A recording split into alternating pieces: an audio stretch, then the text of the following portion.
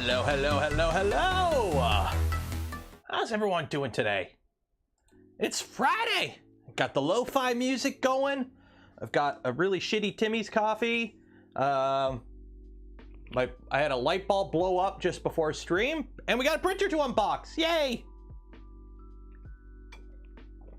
It's already Friday. Is it? It's Friday, right? It's not Thursday, right? Yeah, it's Friday. Yeah, as I was like getting ready to go live, I turned my lights on, and then this thing decided to make all kinds of sparky spark noises.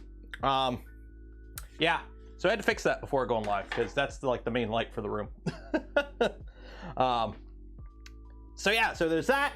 We've got the AnkerMake M5C here. This finally showed up. They fixed their shipping issue, so this finally showed up. We're gonna be taking a look at that today. I've also got a little unboxing to do later. But yeah, it's a big light. Yeah, it's a like a studio light, right? It's like 95 watt, 5500K, and I've totally got like two of them in those, you know, those like dome lights you have in your bedroom. Yeah, I've got two of them just in there. Here at Nero 3D Incorporated, we incorporate the best scuffed setups. Okay, that's how we roll around here. That's how we do. Ceiling boobas, yes, the ceiling booba light. So yeah, so today, nice little stream. Hopefully nice and simple. I've been wanting to get my hands on this for a little bit. You may remember the M5.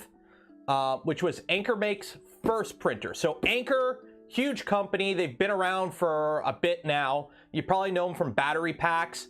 You may also know them from the security issues that their Eufy sub brand had. But it's Anker, right? So they've started dabbling in 3D printers. And usually when you have a big, large established company or a break off of a large established company move into a new market, sometimes things go pretty good. But it's always interesting to see what like a, how do I put this? An outsider's perspective on what a 3D printer should be. Like a company that comes into the ecosystem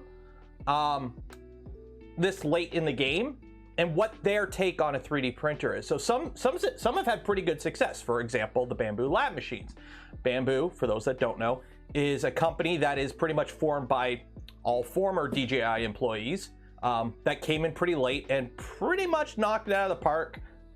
Current issues and existing former issues that they've had notwithstanding. Again, new company.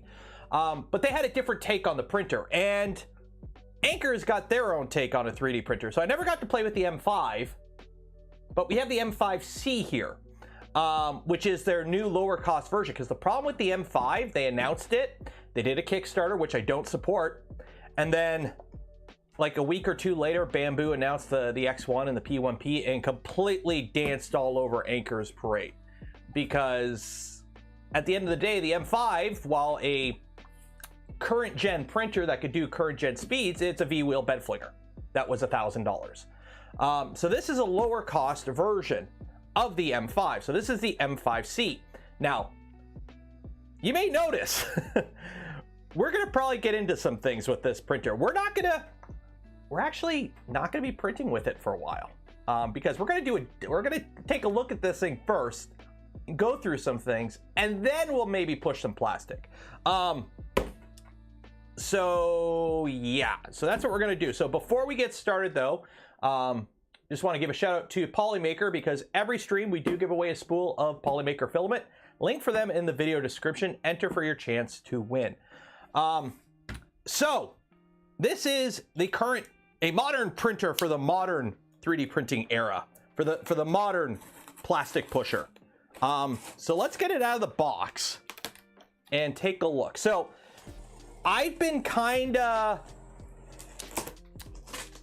quarantining myself when it comes to this printer, simply for the fact that I knew I had one coming.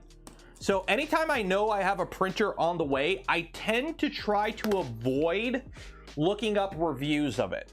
YouTube will recommend stuff, it'll pop up, I'll see, like I'll glean some things, but I try to avoid, like Joel was live streaming his, and I purposely, like, I just popped in, say hi, and left, because I want to go in with like a how do I word this? I want to go in like blank. I don't want to have any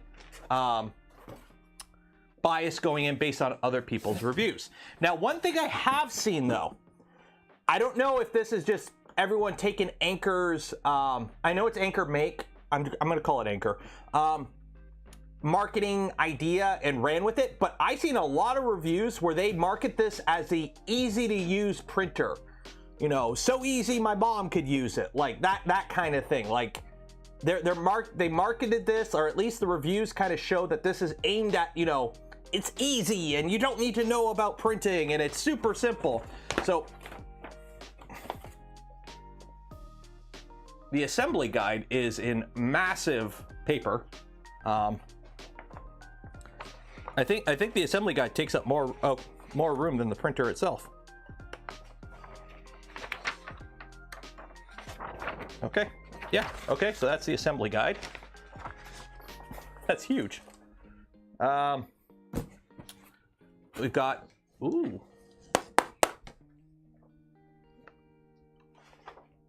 What's this? What's this? Is this the tools? Ooh, okay, that's pretty nice. You got a nice little, you get the little snips, some Allen keys, a nozzle changer, an extra nozzle wrench. This is pretty spiffy. Got the burner phone ready? I do. Power cable. Screws. So we are going to need some screws. Spool holder. It is a generic spool holder. It does have like the little thing that a Prusa does, where it's got like, it actually this is actually better than Prusa's implementation. It's got an actual clip here for a reverse Bowden. Okay, so you actually have a little clip here for PTFE tube into the reverse Bowden. So you mount your spool there, filament goes in, you got your reverse Bowden right there. That's actually kind of nice. Okay. First layer of foam done. Smells industrially. Okay, we've got our gantry. Are these NEMA 17s?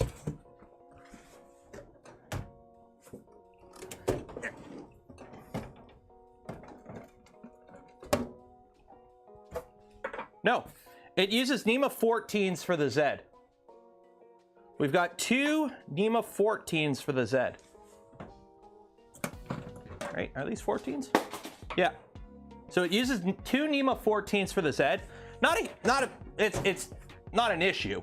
It's just they're using NEMA 14s. Cool. They're geared. It's probably lead screw, I'm assuming. Yeah, there's lead screws in there. So it's torque isn't an issue, but they went with NEMA 14s for the Z.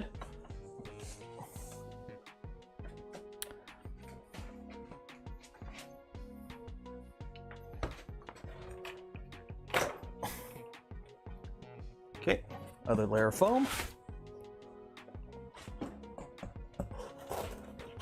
Other layer of foam.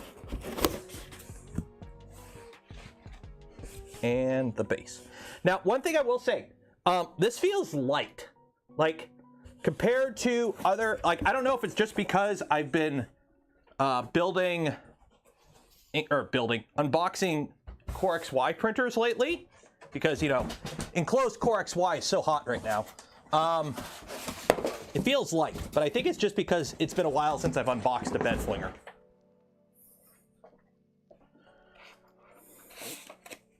Please remove foam before powering on. Okay. I can do that. Not as light as the previous. No, this is the M5 was pretty heavy apparently.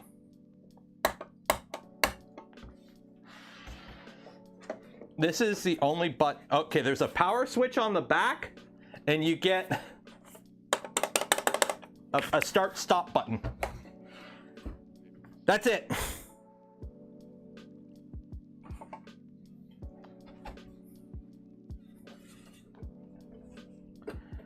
That is it. Okay, so this comes off. Okay, so we got to take this off to mount that. So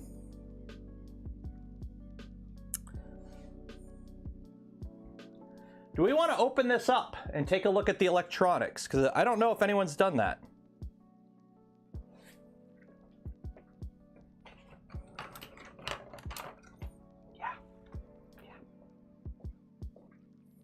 There is no access to the voltage switch. There is no voltage switch. You cannot get at it. The power supply is firmly buried in the printer.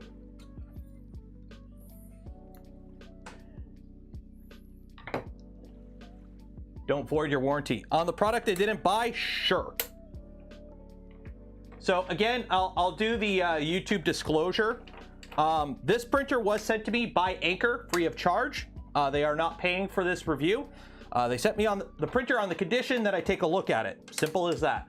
So words and opinions are my own. Nothing's scripted. Nothing's approved. We're live right now. So unless somebody from Anker is in chat right now, you're seeing it before them. So let's open it up and see what we got to work with. Because it's running its own firmware. Okay, so again, 3D printer firmware, we've established. You know, companies can roll their own. Look at Bamboo.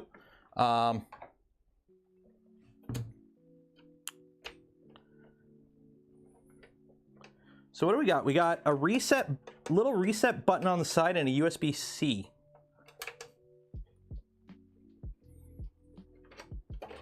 Nothing on the other side. So this is pretty Spartan. Does it use Marlin? Is it running Marlin? And it is published on the GitHub. That's good. So are they complying with the open source license and all that?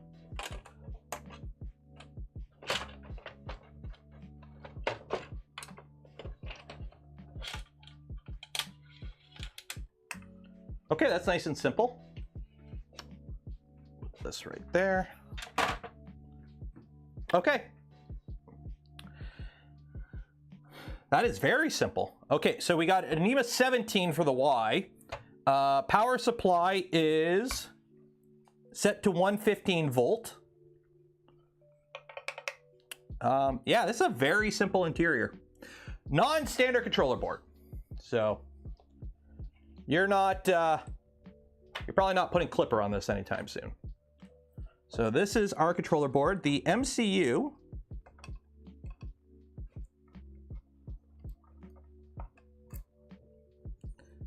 is, what are we looking with? It's an STM32F407. STM32F407. You may be able to put Clipper on this because that's Clipper compatible. SV07 VGT, I believe. So you should be able to put Clipper on here. I'm assuming the drivers are under here. I don't know if it has a toolhead board. We'll take a look at that later. We got, I don't know what these big heatsink areas are. We've got proper connectors on everything. We got ferrules. That all, look how clean this looks. This, like, no cap, for real, for real. Clean electronics. I like it. These connect your motors. So it's all proprietary except for the power supply and like the switch, but you know, it looks good. Everything's labeled main. I'm assuming this is your bed and this is your thermistor. So yeah, how does the toolhead attach? How does the toolhead attach? So this connects to that, this connects to that. Where's the toolhead? I'll figure that out in a second. Oh, there's a pin out here for the toolhead. Toolhead connects here. So yeah, this looks pretty good. I'm actually kind of impressed. This is cast. This looks like cast, like metal. It's cast metal. It was made. You got a pin out wheel here. Okay. Is it a date stamp wheel? It's kind of hard to see. But it was made, shoot, let me put the camera down here. Sorry.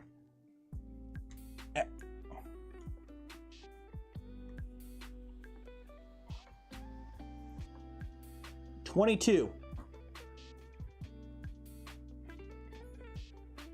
When was it? September of 2022 was when this frame was made. So if you're wondering about dates, September of 22, last year, this frame was made.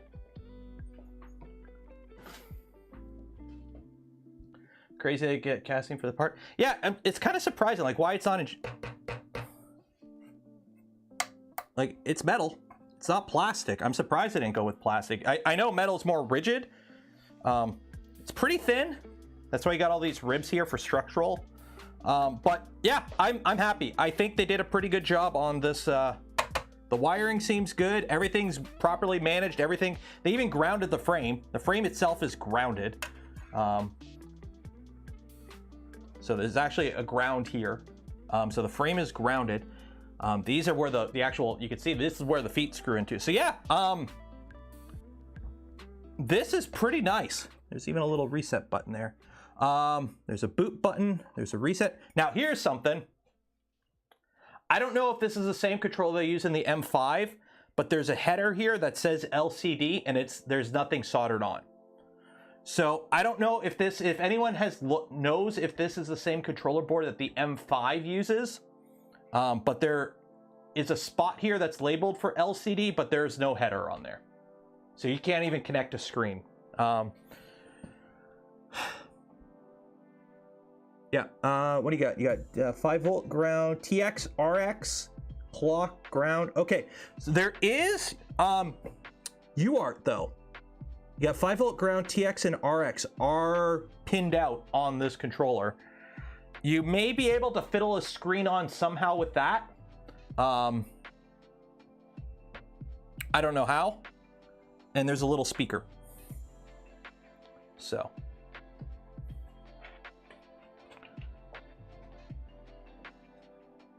There's a screen that's supposed to come out later.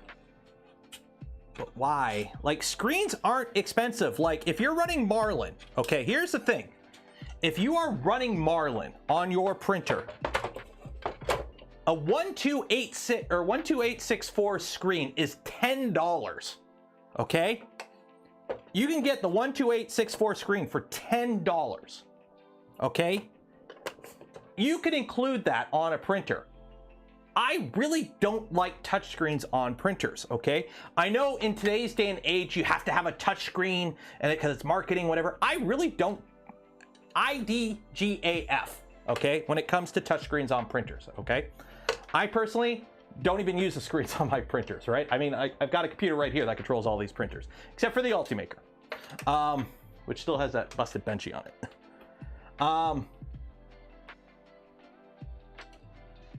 So yeah, I'm kind of like, you could have put a screen on this easily, but you didn't. That is gonna knock it because, yeah. Pooch is here? Where's Pooch? Shows that the LCD there is still ahead. There's nothing on it. It has the like, you can see where they would solder on the header, unless it's on the bottom. You can see where they solder on the header, but it's not there.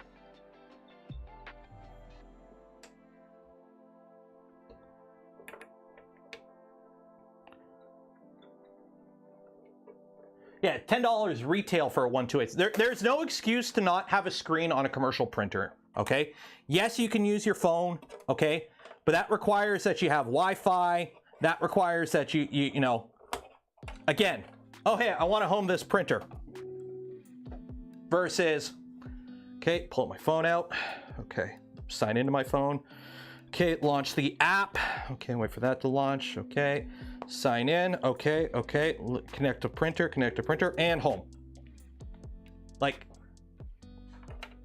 the fact that this doesn't have a screen is going to be probably my biggest knock against it, but we'll continue. We haven't even dove into the EULAs.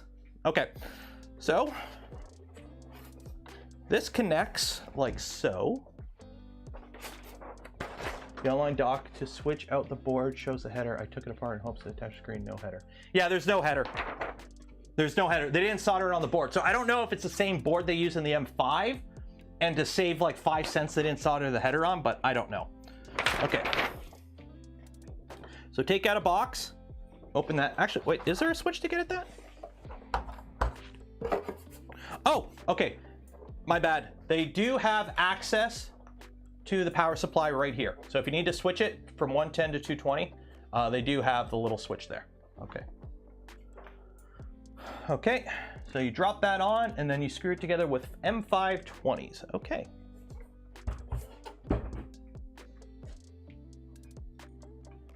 Is the missing screen the only real difference? They costed down a few things. So there actually are little pins on here for locating this too. So there's actually locating pins on that. Okay. M520s right here. Move to auto switching PSUs. How much is the price difference?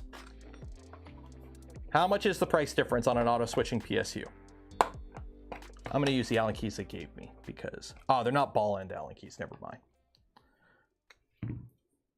Actually, I will because I don't know where my right side one is.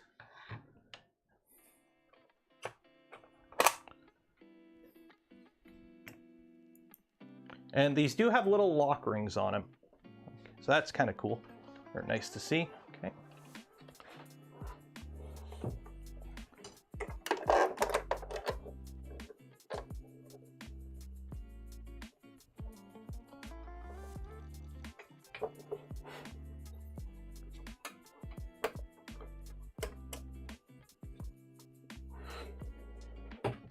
$10 to $20 more in retail. Yeah, they'll never use them then, unless you're talking about a higher end machine. Like I could see somebody like Pantheon using them, but for these sub 1,000 machines, that's $11 in profit they're eating for real no reason.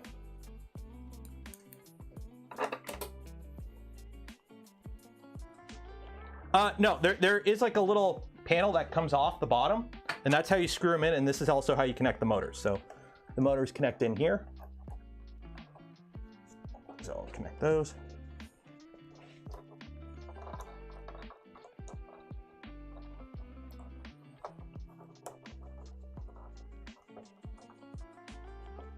There we go. Just did the SKR Mini E3 upgrade. Nice.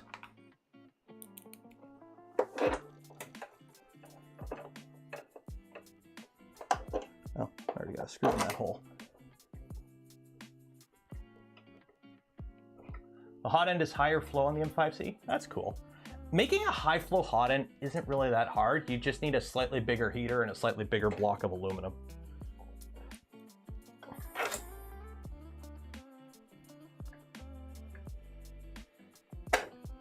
I wish all printers had screens, JRT.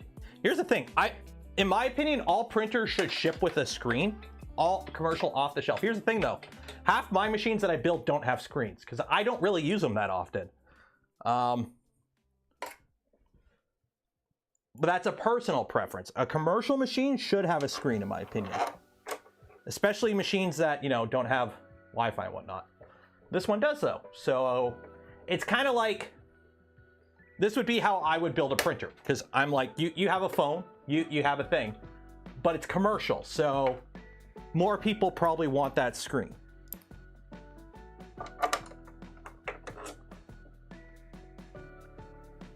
Don't like Wi-Fi connected printers. Yeah, they can get troublesome. Don't get me wrong. Look how many times we've had issues connecting with the KLP1. I'm still having issues trying to get to talk over Wi-Fi. So I'm using Ethernet for it, but this doesn't have an Ethernet port, so. It does have a stop button. There is a button right here for stop start. Yeah, you should always have at least an e-stop on a printer, no matter what. But what I'm interested in is if you can print, if this can run in LAN only mode. If you like, do you need to have a network connection for this machine to even be usable? Okay. And then this plugs in here. Printer's assembled. There we go. Okay.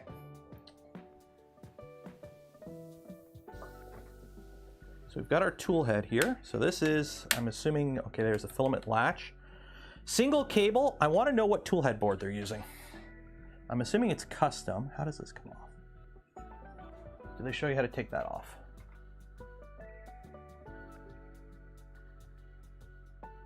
No. I want to take the fan shroud off.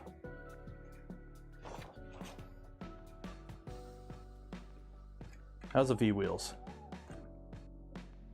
Okay, first off,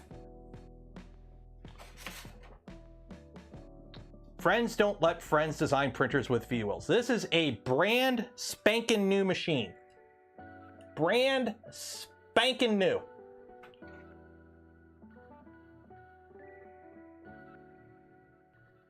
I've already got flats on the wheels. Right there. Right there. So you got a flat right here, flat right there, flat right there. So yeah, so there's 3 flats. So you're gonna hit a flat 3 times per Y travel. Belts are 2M6. Do not crimp.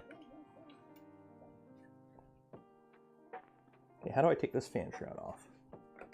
Oh, it just lifts off. Okay.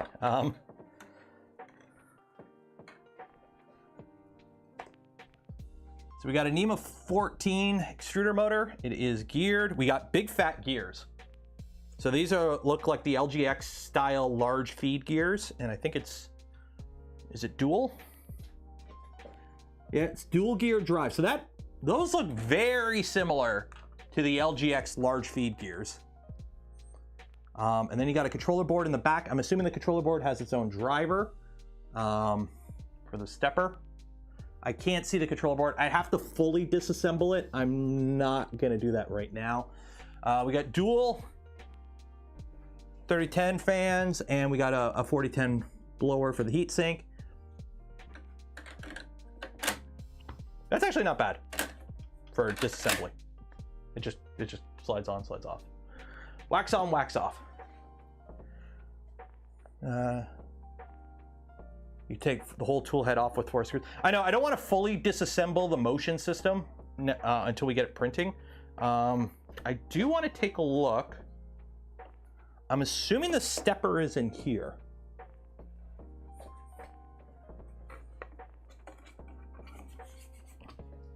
There are no screws on this side.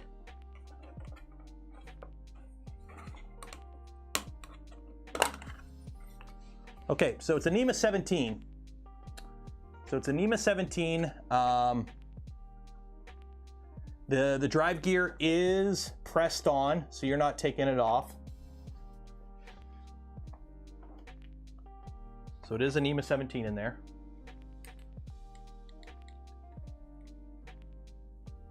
And then this just literally flips on. Okay. And then on this side, there's actually a screw I gotta take out.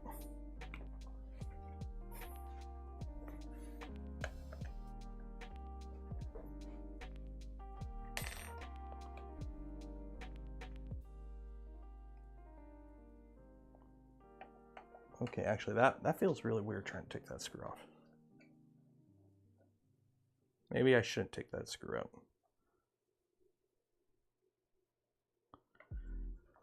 Oh, that's the belt tension. That's belt tension. Yeah, this is your belt tension. Okay. Oh, wrong camera. That's your belt tension. So it does have adjustable belt tension. So here's your belt tension. There is a breakout board here. Okay. So it is kind of nice. Like, don't get like, it is all proprietary.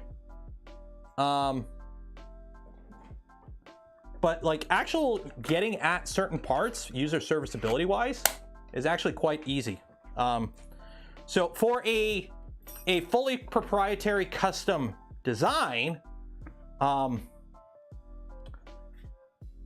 ain't bad. Flex plate comes off. Is it textured on both sides? It is textured on both sides. Oh yeah, there's flats on the bed too. Belt tension. Belt tension's pretty good out of the box. I don't know what the Y belt tension was because I played with the screw before I realized what it was. there are flats. Like there is, like this is actually, oh wow, okay. So what they've done, the whole bottom here, this is cast. They actually machined in the V-slots. This is actually machined in. So they run a pass here with a cutter to machine it. And these are smooth. The only problem is flat. So you got a flat there, flat there, flat there. Yeah, there's flats. So downside with V-wheels, why aren't you using rails? Why don't you just put 2 rails and bolt the bed to that? But now we got V-wheels.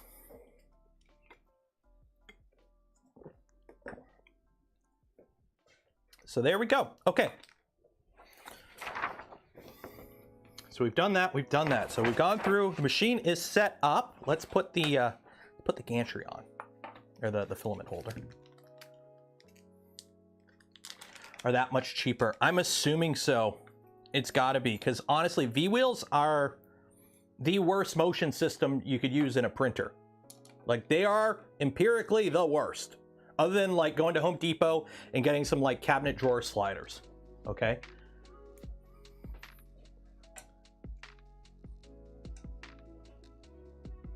Like remember, an extrusion, I've done a video on this on the channel. Aluminum extrusions are not precise. They could be twisted, they could be warped, they could be bent, and they are not a precision thing. They're extruded aluminum. You shove semi-molten aluminum through a die, it comes out as a noodle. Remember when you were a kid, you had the Play-Doh machine?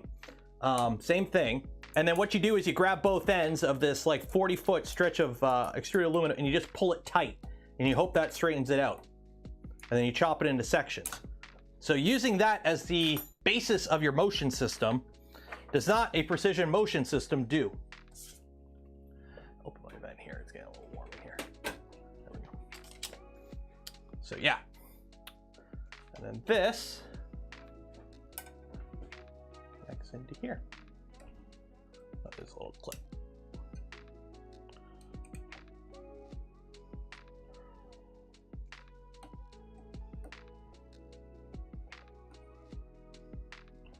There we go. Okay, so now the fun part, we got to power this up.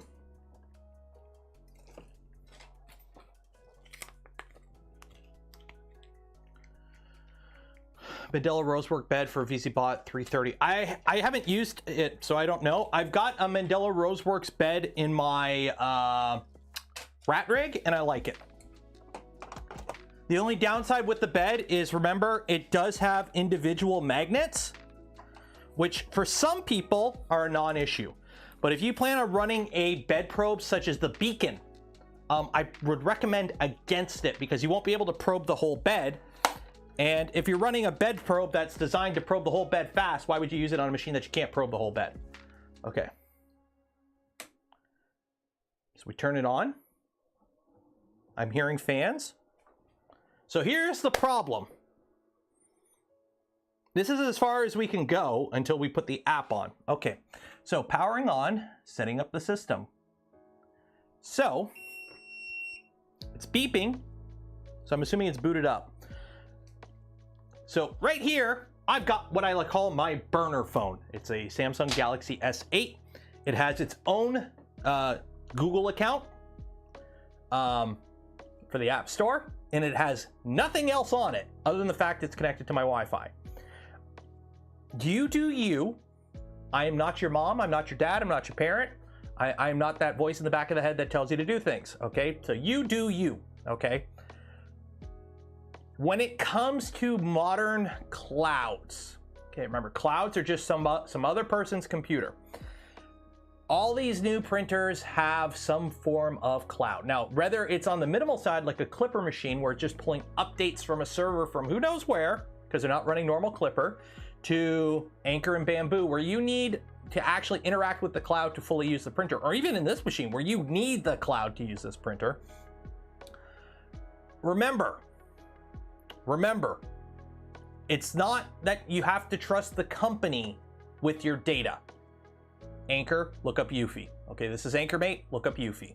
Okay, same company. And look at the security issues they had. So track record there. Okay, there is a bit of a track record. So the thing is, not only do you have to worry about the company and what they may do with your data, you have to worry about now what happens if somebody hacks said company, or they have a data breach, or somebody forgets a USB drive with all their data somewhere, right? Or they accidentally sell a hard drive. You have to worry about not just the company, but you have to worry about anyone who gets their hands on the company's information, what they may do with your data. So on the low end, some people don't care if, you know, some random hacking organization finds out you print a lot of benchies, okay? Or you subscribe to cults for the not safe for work section. Some people don't care about that. Other people do. If you do any sort of business with your 3D printers, right?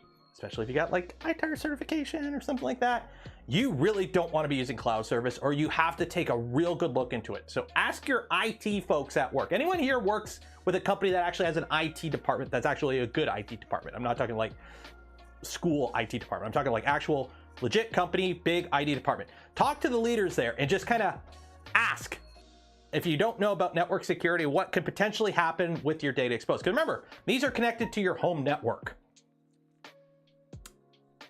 You can get up into a lot of trouble if I were to show up at your house with a Raspberry Pi and say, hey, I'm running something on here. You don't know what it is. Can I connect it to your home network? You have to be wary of that. So I'm going to put the AnkerMake app on my burner phone here.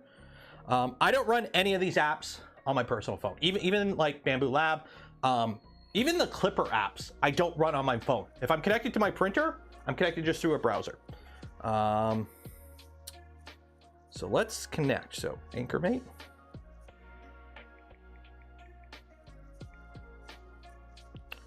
Install. Never let Nero in your house. The privacy policy in your, well, that's the thing. As I go through this, anytime a EULA pops up, I'm going to read it. I'm going to go get some filament though. I'll be back in 1 second. I forgot the filament in the garage. So while I'm gone,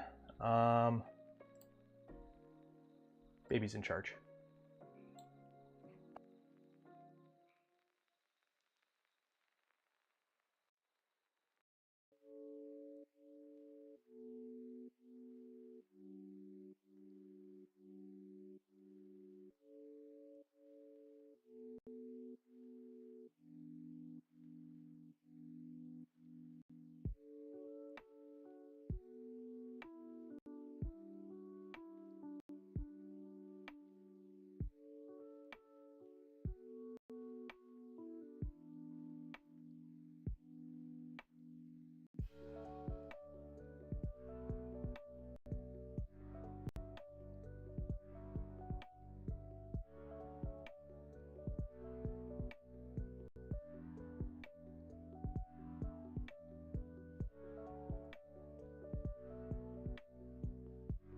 I have returned. Okay. I got the music going, it's lo-fi. I turned it down. People were complaining it was too loud last time. Let me turn it back up. There we go. Okay. Anker sent me some filament with it, so I'm going to use their filament because they sent it with it.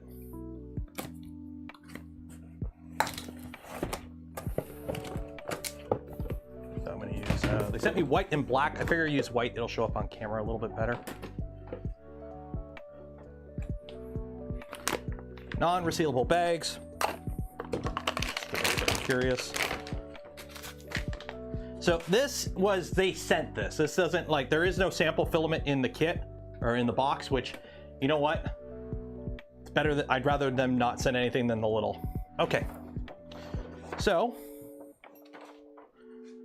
let's take a look here. Swipe up to unlock. Open.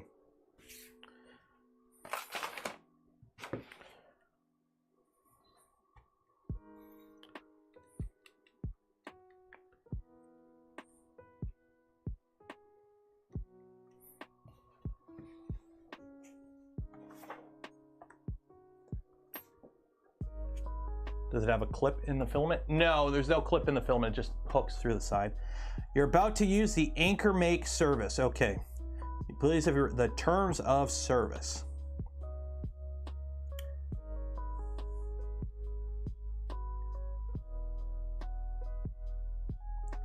Grant? Grant, are you in chat right now? Assignment, notice it. I can't even zoom in. You can't even zoom in. Can I go sideways at least?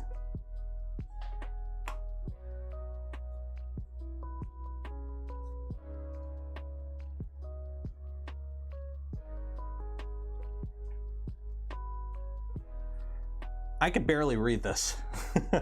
So here's the terms of service, and here is the privacy policy. Okay, here we go.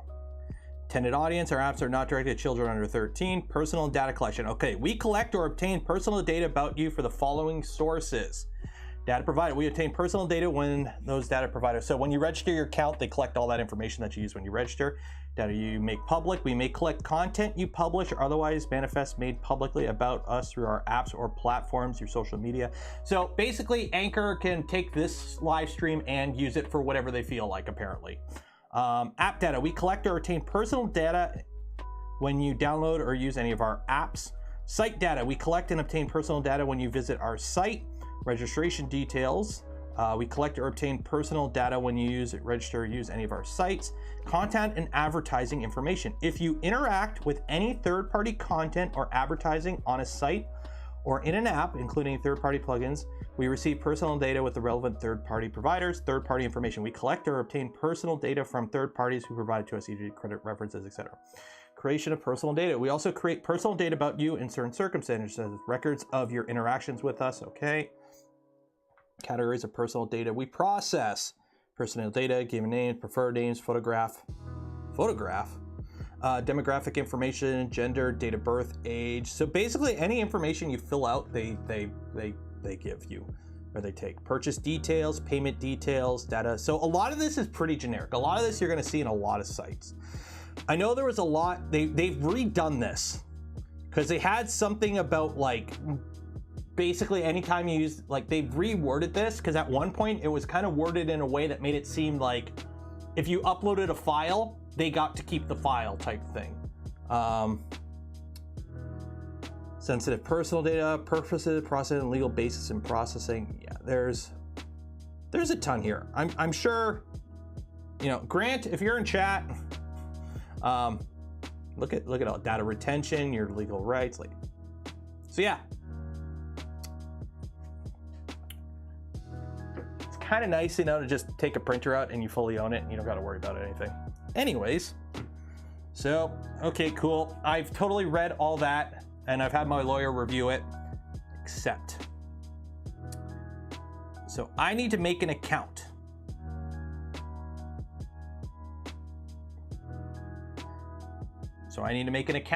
Okay, let's make an account.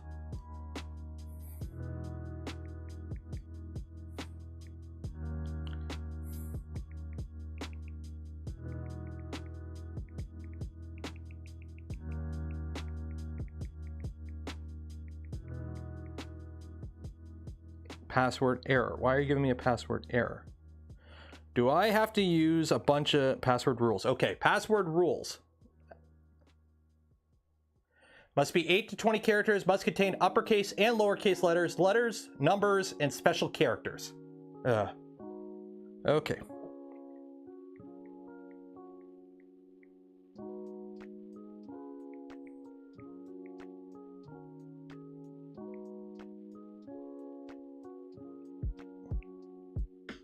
This is really annoying.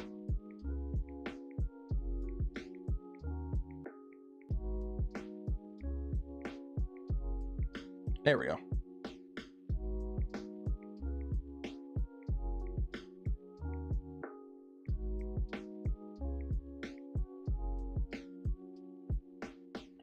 I agree to the policy, sign up.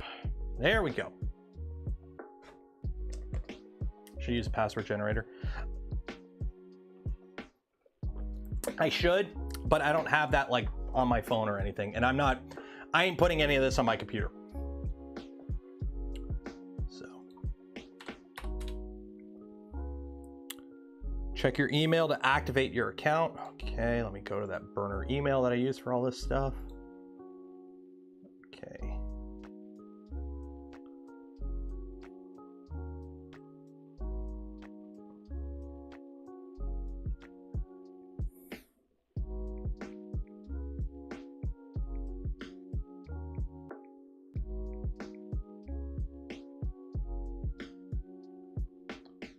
Choose region. Okay. Oh. Okay.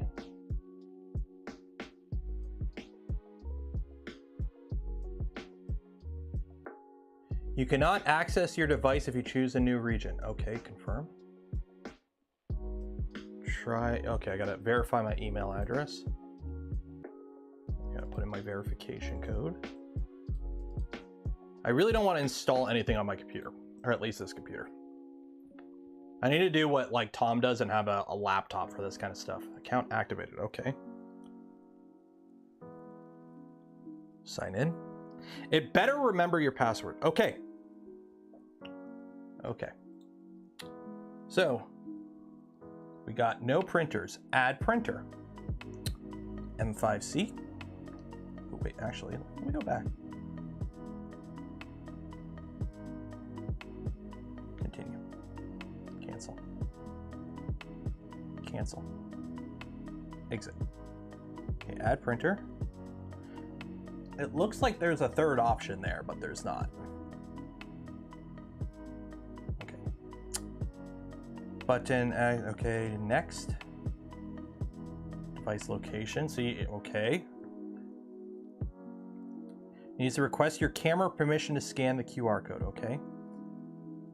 Allow AnkerMake to take pictures and record video, okay. Scan the QR code on the printer. Where is that?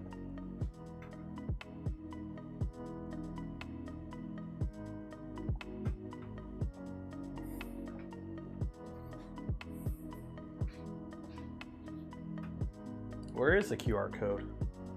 Oh, here you go. It's on the back.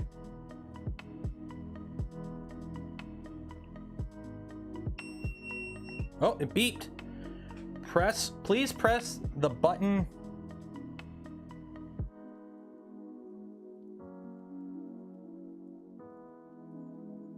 Please press the button once on the printer you want to connect to. Okay. Okay. So now I need to connect to my Wi-Fi, so let me do that. Bluetooth lost. Reconnect. Reconnecting.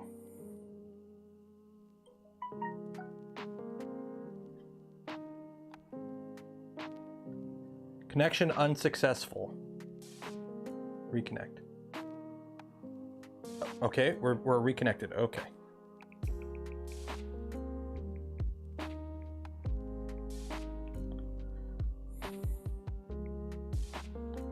So connect to the Wi-Fi.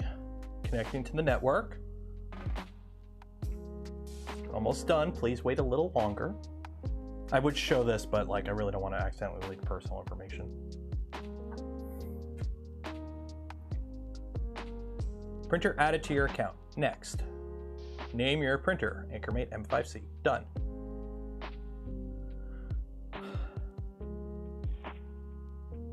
Print latest file in USB. There is no USB on here. There's a USB-C outlet, but there's no way to plug in a USB stick. There's just a USB-C. And it didn't include a USB-C. Who has USB-C thumb drives?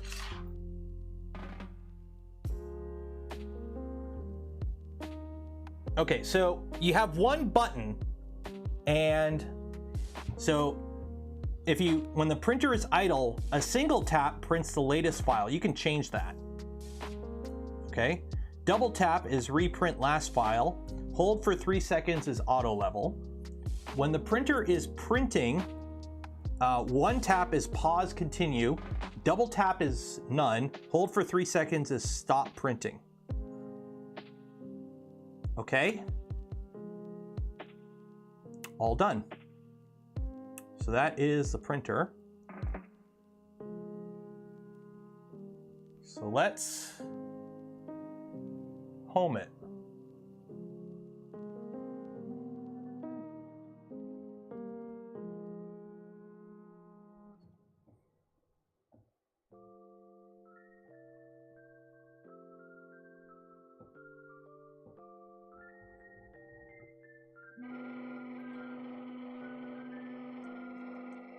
Okay, that Z is a little... X, Y are okay. X, Y are okay. Z is a little... Okay.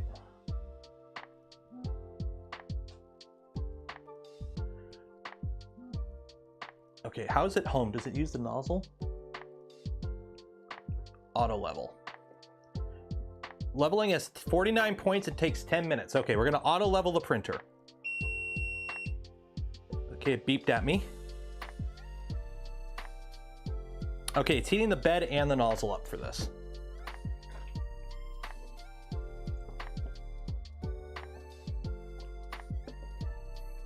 See, offset isn't live. You have to print adjust. You can't, Can you at least, you can't adjust it in the app? Okay, so we're heating it up. We're gonna do that. Let me get the filament kind of started here. I will say there are a few things I like. The actual mechanicals of this for a commercial off-the-shelf printer aren't bad.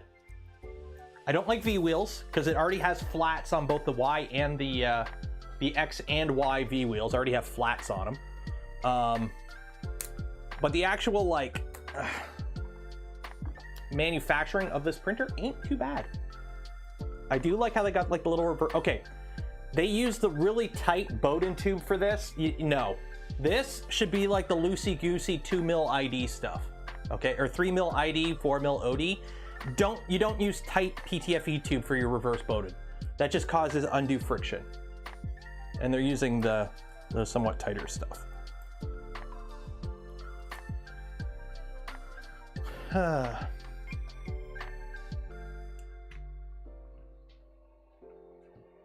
So if your phone, like, okay, I'm already annoyed. Okay, so it's heating up. Bed's at 53, so the hot end heated up pretty quickly.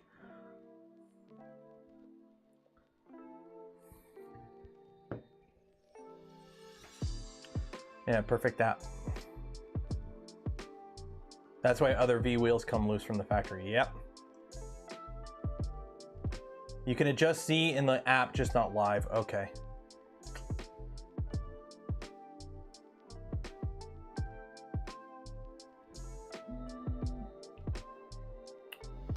Ooh, it's doing things. It's doing things. Does it have a demo print in it? Please tell me it has a demo print in it. I don't have to like figure out a slicer. That Z, I don't like that Z. That Z is kind of not happy. Okay, so it does use nozzle probing, which I do like. I like nozzle probing, so it is using nozzle probing.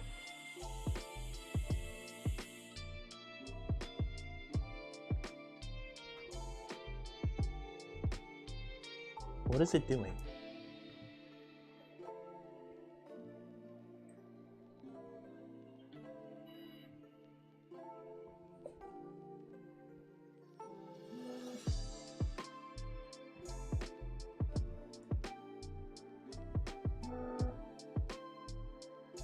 What is it doing? Nozzle what? It's supposed to be doing a probe.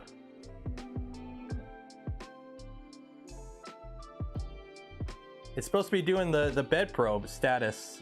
It's auto leveling.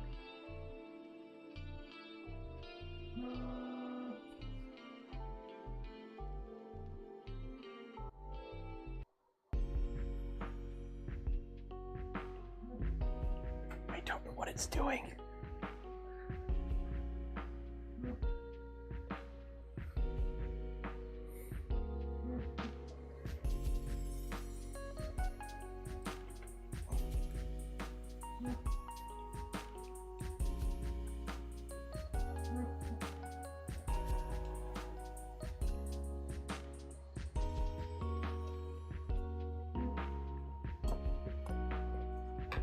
I don't know what that little circle it is, because it wasn't touching anything.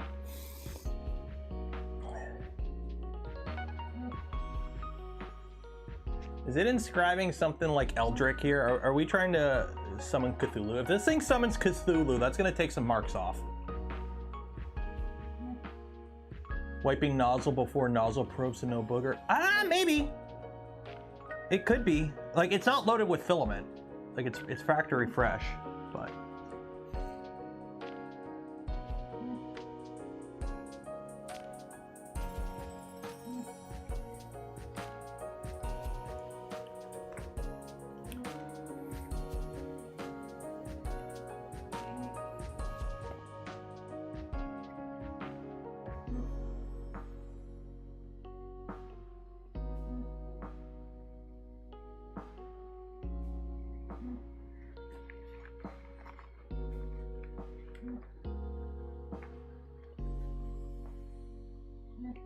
I had to run to the post office. But the only reason I have the coffee is because I had to run to the post office because this showed up. I got me my stubby. No fancy YouTube creator version here.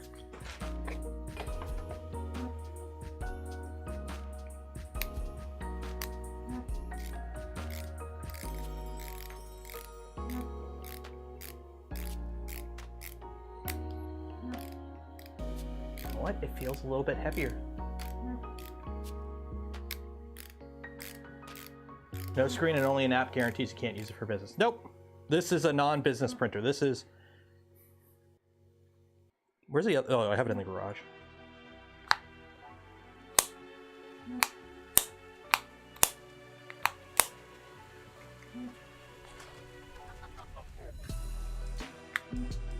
Make it whatever color. What I actually would have really wanted, the other, I don't think it's in here. Yeah, I have it out in the garage. I would have liked, like, I kind of wish I went to the LTT LTX, because what I really want, I want the stubby handle with the regular shaft. Like, I want a stubby handle, but with the regular length shaft. Grant is here. I know Grant's here. Hi, Grant. I was just going through the EULA stuff, and I'm like, where's Grant when you need him?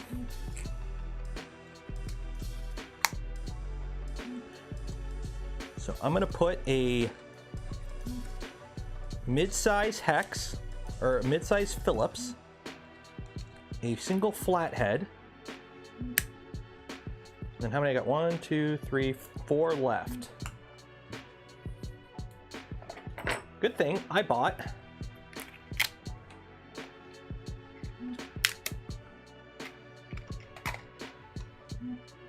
metric bits.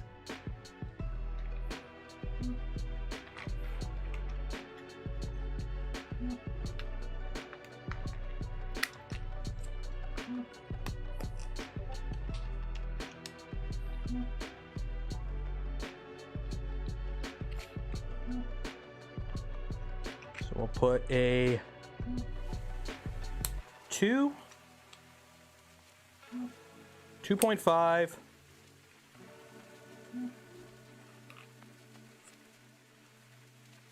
three, and 4, or 3.5.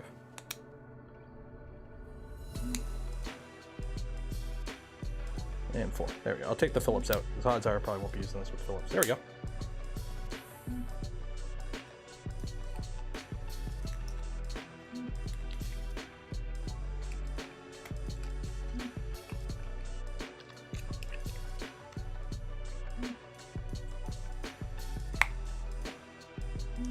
Load it up all with metric bits and one flathead just in case.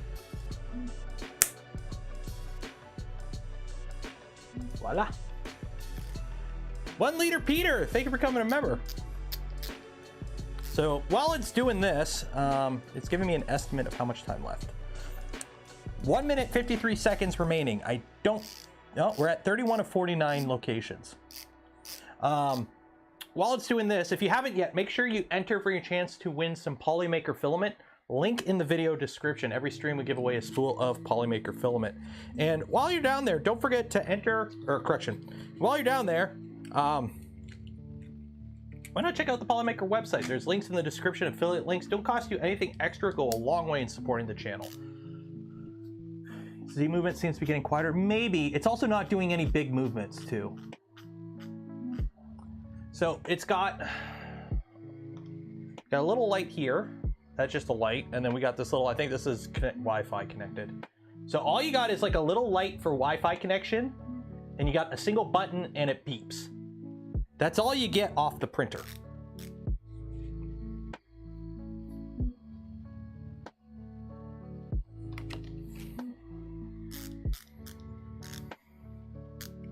Shaft extension for the stubby. I probably actually will.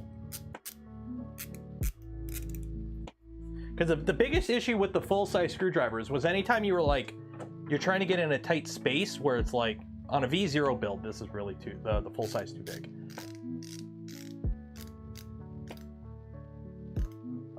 Yeah, we've already taken the boxes off the sides. We've already taken the box off the side. Getting a mystery? Do it. Why not? It's only money. YOLO, right? Can't take it to the grave. Those, no, it comes, the bits actually are stubby bits, which is why I really like these bits, because they're little, they're stubby bits. So they don't stick out too long, and that means they're also more magnetic because the tip is closer to the magnet in the shaft.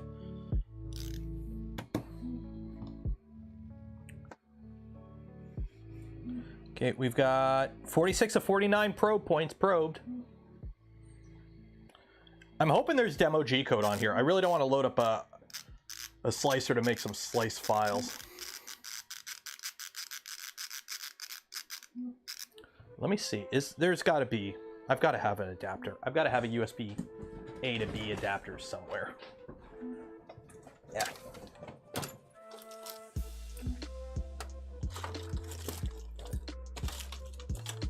Oh, I do.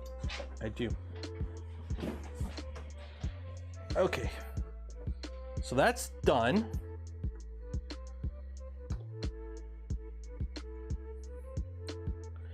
New firmware. This version is not compatible. Please update firmware or the latest version. No other option. Update. Please tell me I don't have to do that again. It literally just gave me a pop-up saying you have to update the firmware. There's no other option. It's like update. That's the only thing you do on the screen.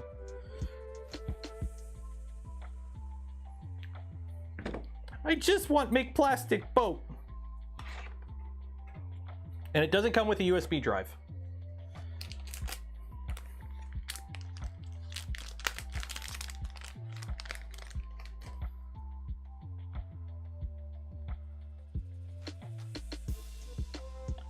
It better remember the bed mesh. There is Prusa profile for the M5C. Somebody made a profile for the M5C for Prusa. But they went silent. Of course they went silent. Why would they bother? Everyone who's going to buy the printer has probably already bought it.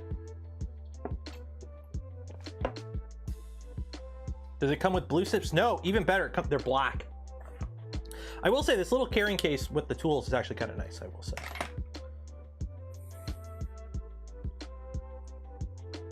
%. Okay, so I've got a USB A to C adapter. So we got that, which is nice.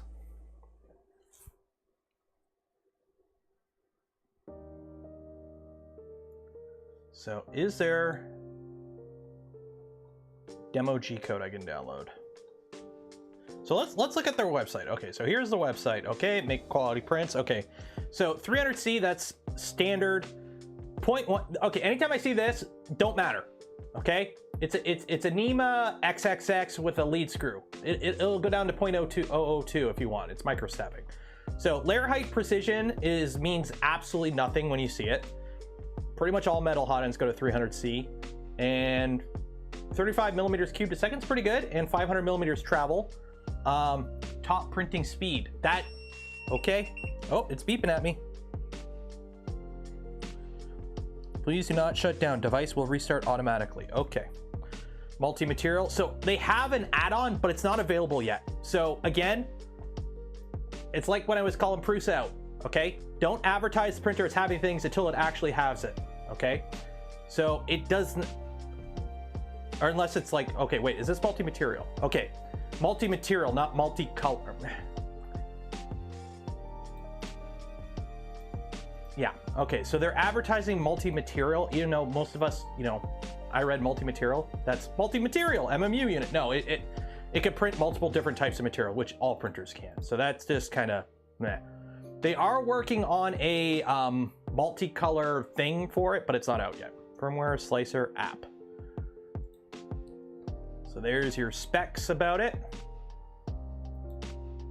Read English. I did read English. It said multi-material, which for most of us, when you see multi-material, that's a multicolor unit.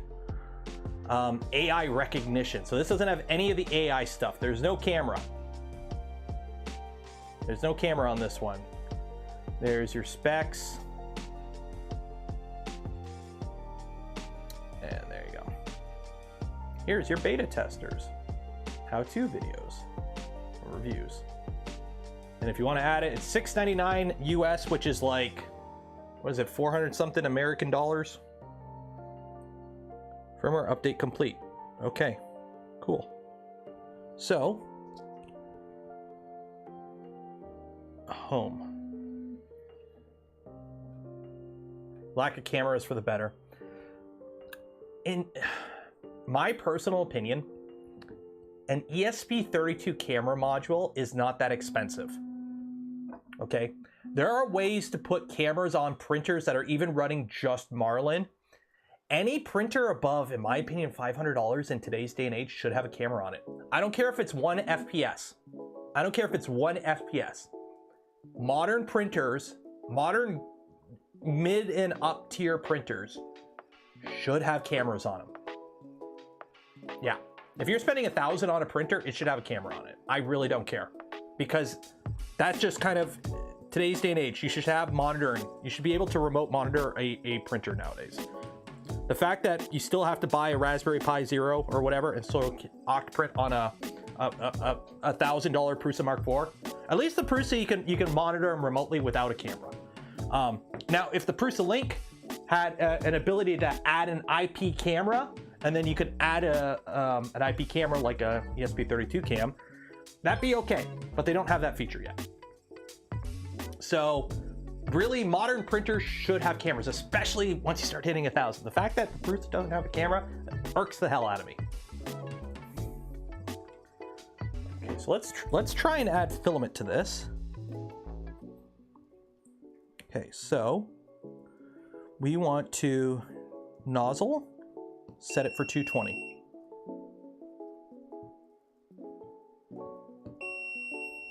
Okay, so we're heating the nozzle up. Russell, $5, cheers. You can go to the library on the phone to print something. That's what I'm gonna do. I'm gonna try and print. This is supposed to be the easy printer for like grandma to use, according to the reviews I saw. So, or I looked at it. I didn't actually watch any of the reviews on this printer.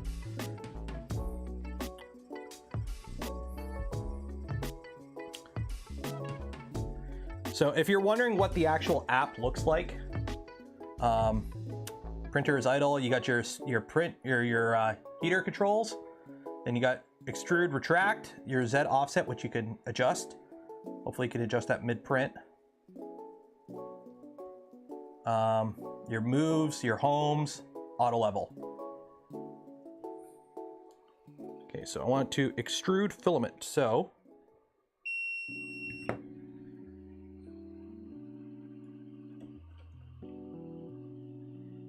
okay, let's grab the filament.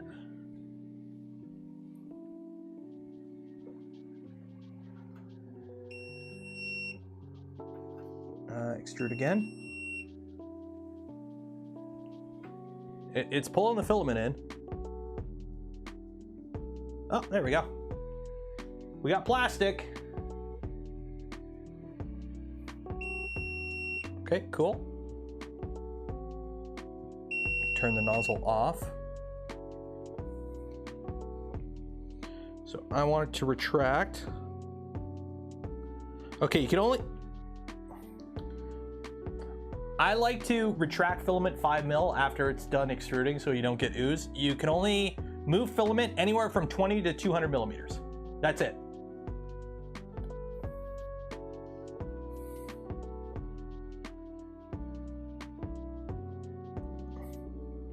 Okay, so let's explore.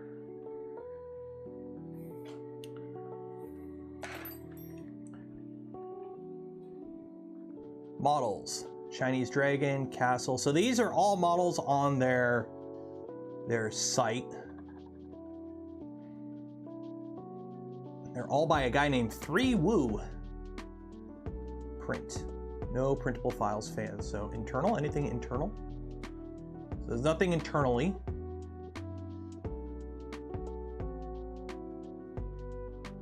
There's no benching. There's no, okay, some guy named 3U did a lot of work. Let's print the big-eared cat.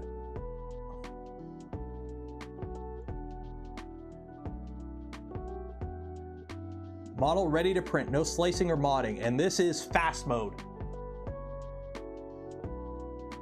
Print. Select printer, AnkerMake M5C. Okay, filament 11 grams, 30 minutes. Perfect. Clean the PI plate. Sweater grease, maybe a weekend. Okay, already done that. Cool. Downloading. Did I miss a benchy? Was there a benchy in there?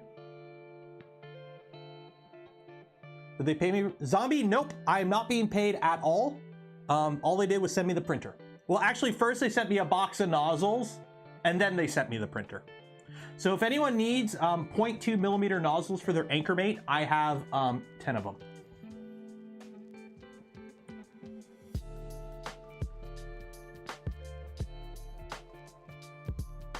There's a benchy. Whatever. We're gonna print the cat. I want to print the big-eared cat. You guys keep telling me I need to print. I need a cat. File processing. Print will start automatically. Okay. You guys keep telling me I need a cat, so I'm gonna print a cat. Are the nozzles proprietary? I think so. This is the nozzle. It's a V6 but longer. So.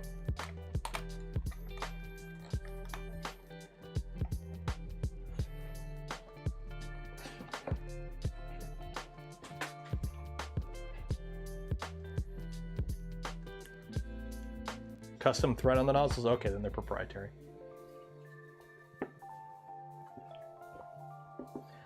Anton, go back to the start of the stream, watch it at like 2x speed. So, it's printing. Well, it will be printing soon, hopefully. Did it give me tweezers? No tweezers. And it's oozing filament already. So it's 30 minutes, 12 grams of filament. We're heating up the nozzle to 230, bed 65C. There's something green. Yeah, it's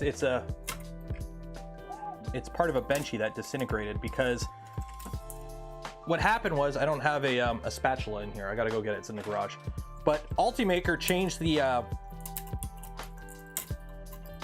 temperatures and it printed it too cold, so it had layer adhesion issues or under extruded. You should be printing your PLA hot. People that print PLA at 180, that's probably why you're having issues. Print your PLAs at like 220, especially like the newer stuff, like the newer formulas, like especially like Jessie PLA. They like being printed hot, especially now that printers print fast. You should be printing your PLA hotter than you think.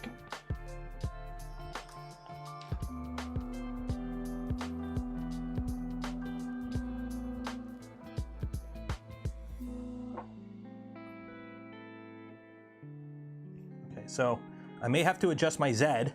So let me.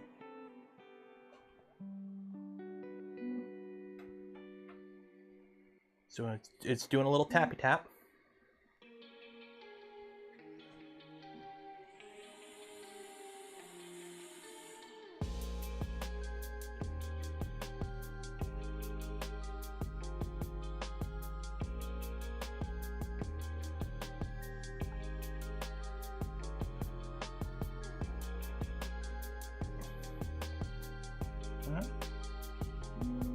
I think I gotta go down more. I don't know.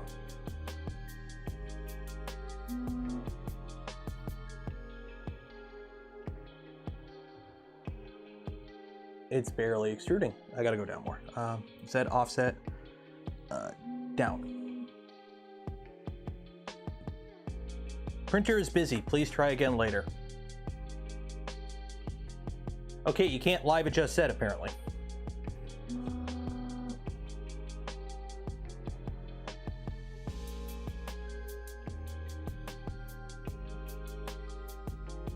It's barely extruding.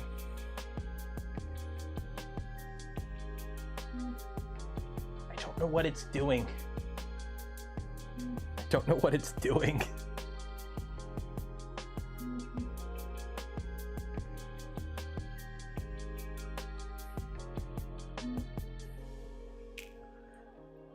Please tell me it's not doing the whole bed probe routine.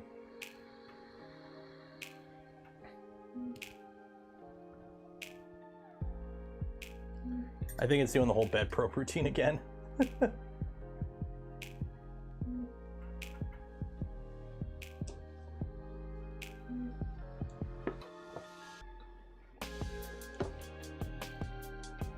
Oh. Oh, okay, now it's extruding filament.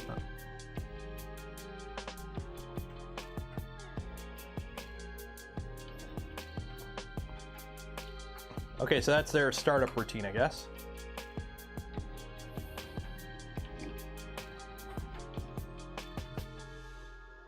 First layer actually looks good, I think.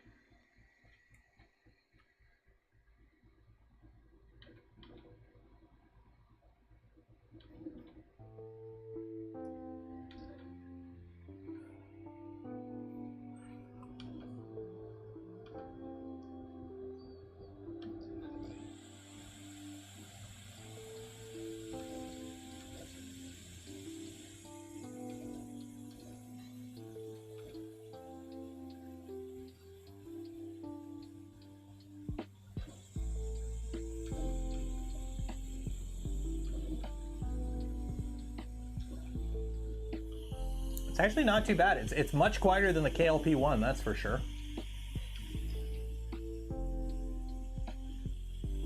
You can live adjust, is that offset now? Okay, well, the first layer looked okay. Maybe a little close, it's hard to say. It's white filament on a black PI, so you can't really like see it too good.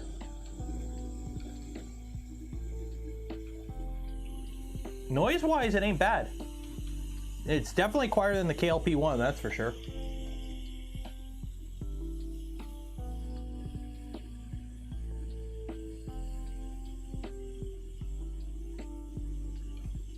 When it goes to the center of the bed for probe, for me, it's the X-axis align. Oh, I see what you mean. Yeah, it might be doing that weird. It might. Can it level the gantry on this machine, maybe? I don't know. Can't really see the lead screws, so.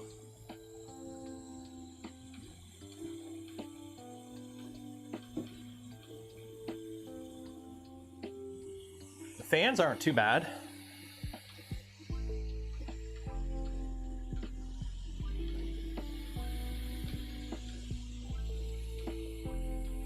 It does tramming. Okay, that's nice that it does tramming. You know what? It's probably meshing. It probably just does a very basic mesh, because I'm pretty sure both of these steppers, both Z steppers, are on the same driver. So it probably just, instead of doing a mesh for the whole bed, it has a mesh saved for the bed, and then what it does is it just picks the X and it just picks these 2 points, and if it needs to like tilt the mesh, it does. But it probably doesn't actually tram out the gantry. It probably just adjusts the mesh if it. Are they independent? I didn't see room underneath for 4 drivers, but if they are, they are. I didn't take the heatsink off, so.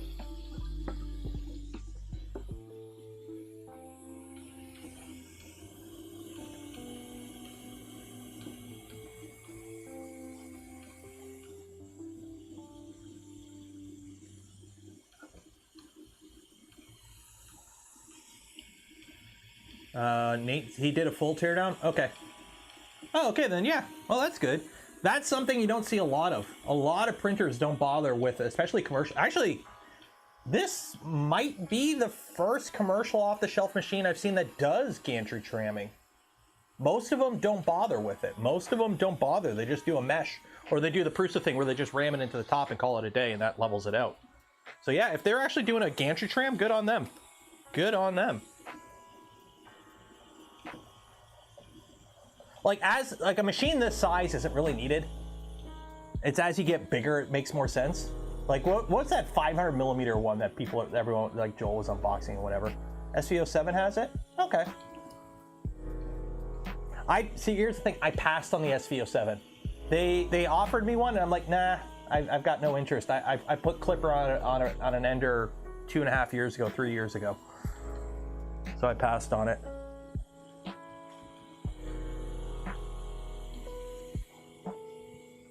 Now, if they had put Clipper on an SV06, I would have been more impressed and would have said yes.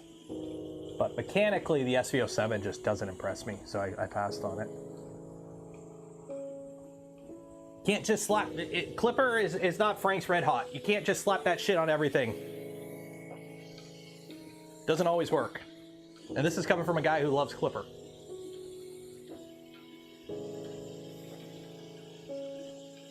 Do we have meat people? No. Crash tramming Prusa. Hey, if it works, it works. I know the SV07 has Clipper. I passed on it because literally, as I said, I put Clipper on an Ender 3 like 3 years ago. That's the SV07. It's a generic V-wheel bed flinger number 42848, but now it has Clipper. Looks has it as This is actually running pretty smooth. Like the Z makes noise during full Z travels, but it's not really making noise right now. Here, let me mute the music, turn off the lo-fi beats, turn off the filter. So there's no noise suppression, no compression. This is just the noise of the printer.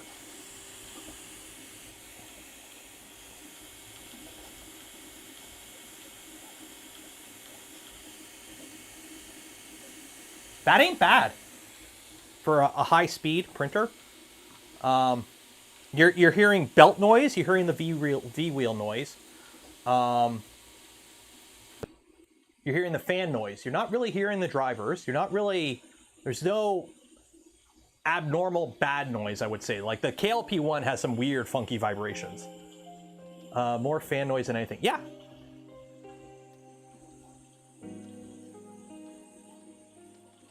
This is moving pretty smooth.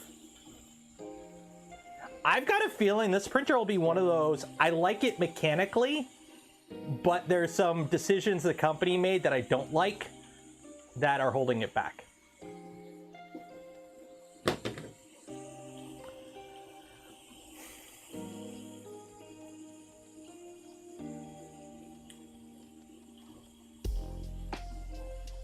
I need Clipper on my washing machine.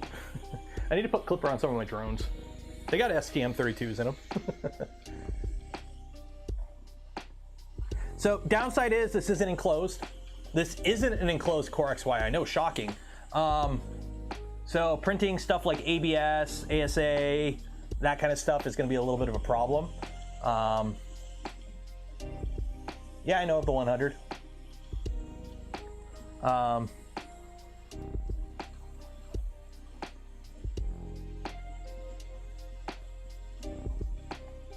This is coming along pretty good. I'm not liking, you don't have a lot of full control on this machine, don't get me wrong. I mean, you only got one button on the machine, so it's not like... Okay, so you come down, it's forming a blob on the nozzle. Okay, so let's give a little scenario. It's coming down, it's forming a blob on the nozzle. Can I fix the blob on the nozzle mid-print? So, pause. Get the blob out. Okay, resume. Okay. So it moves out of the way when you pause it. That's good. And it actually resumes pretty quick.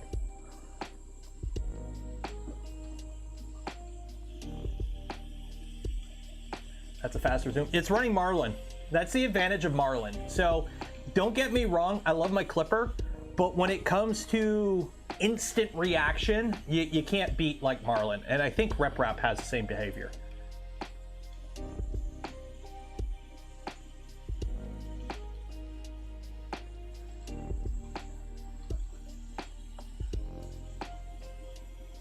I'm kind of liking this. I'm actually a little impressed. Like the print's looking pretty good. Like it's a basic print in white PLA. It's kind of hard to screw it up. Let's see if I can focus on that. Come on, focus. this. Focus on that. Come on. I don't have manual focus on this, so I can't really.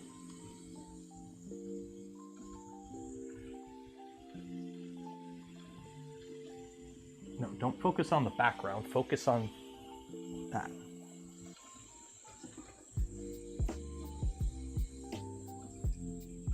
It won't focus. Come on.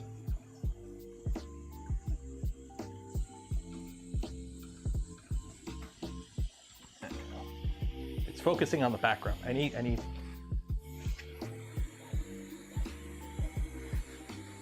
something to block the background.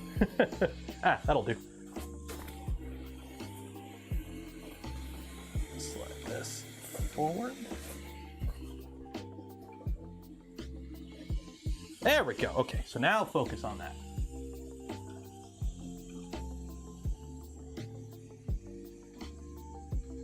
Ow, oh no!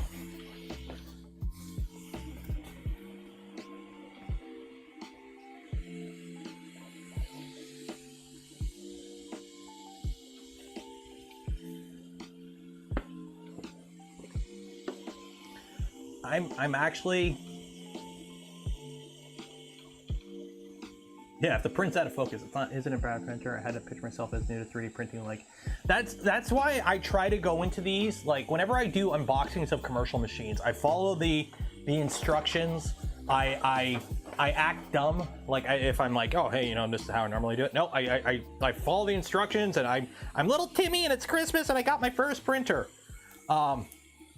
Now, here's the thing. Having your own ecosystem of prints isn't a bad idea.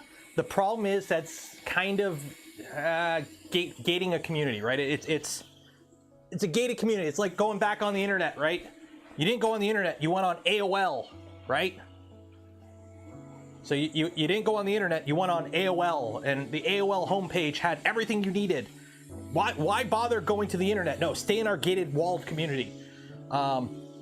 Also, you have issues with licensing, and, you know, if you only ever get exposed to one group of prints. Now, luckily, you can upload files to this, so you can slice on whatever slicer. There is a Prusa slicer profile for this.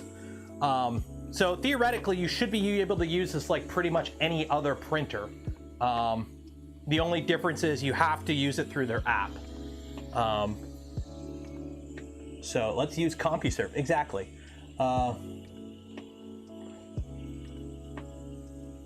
So far this week. So the only downside is, I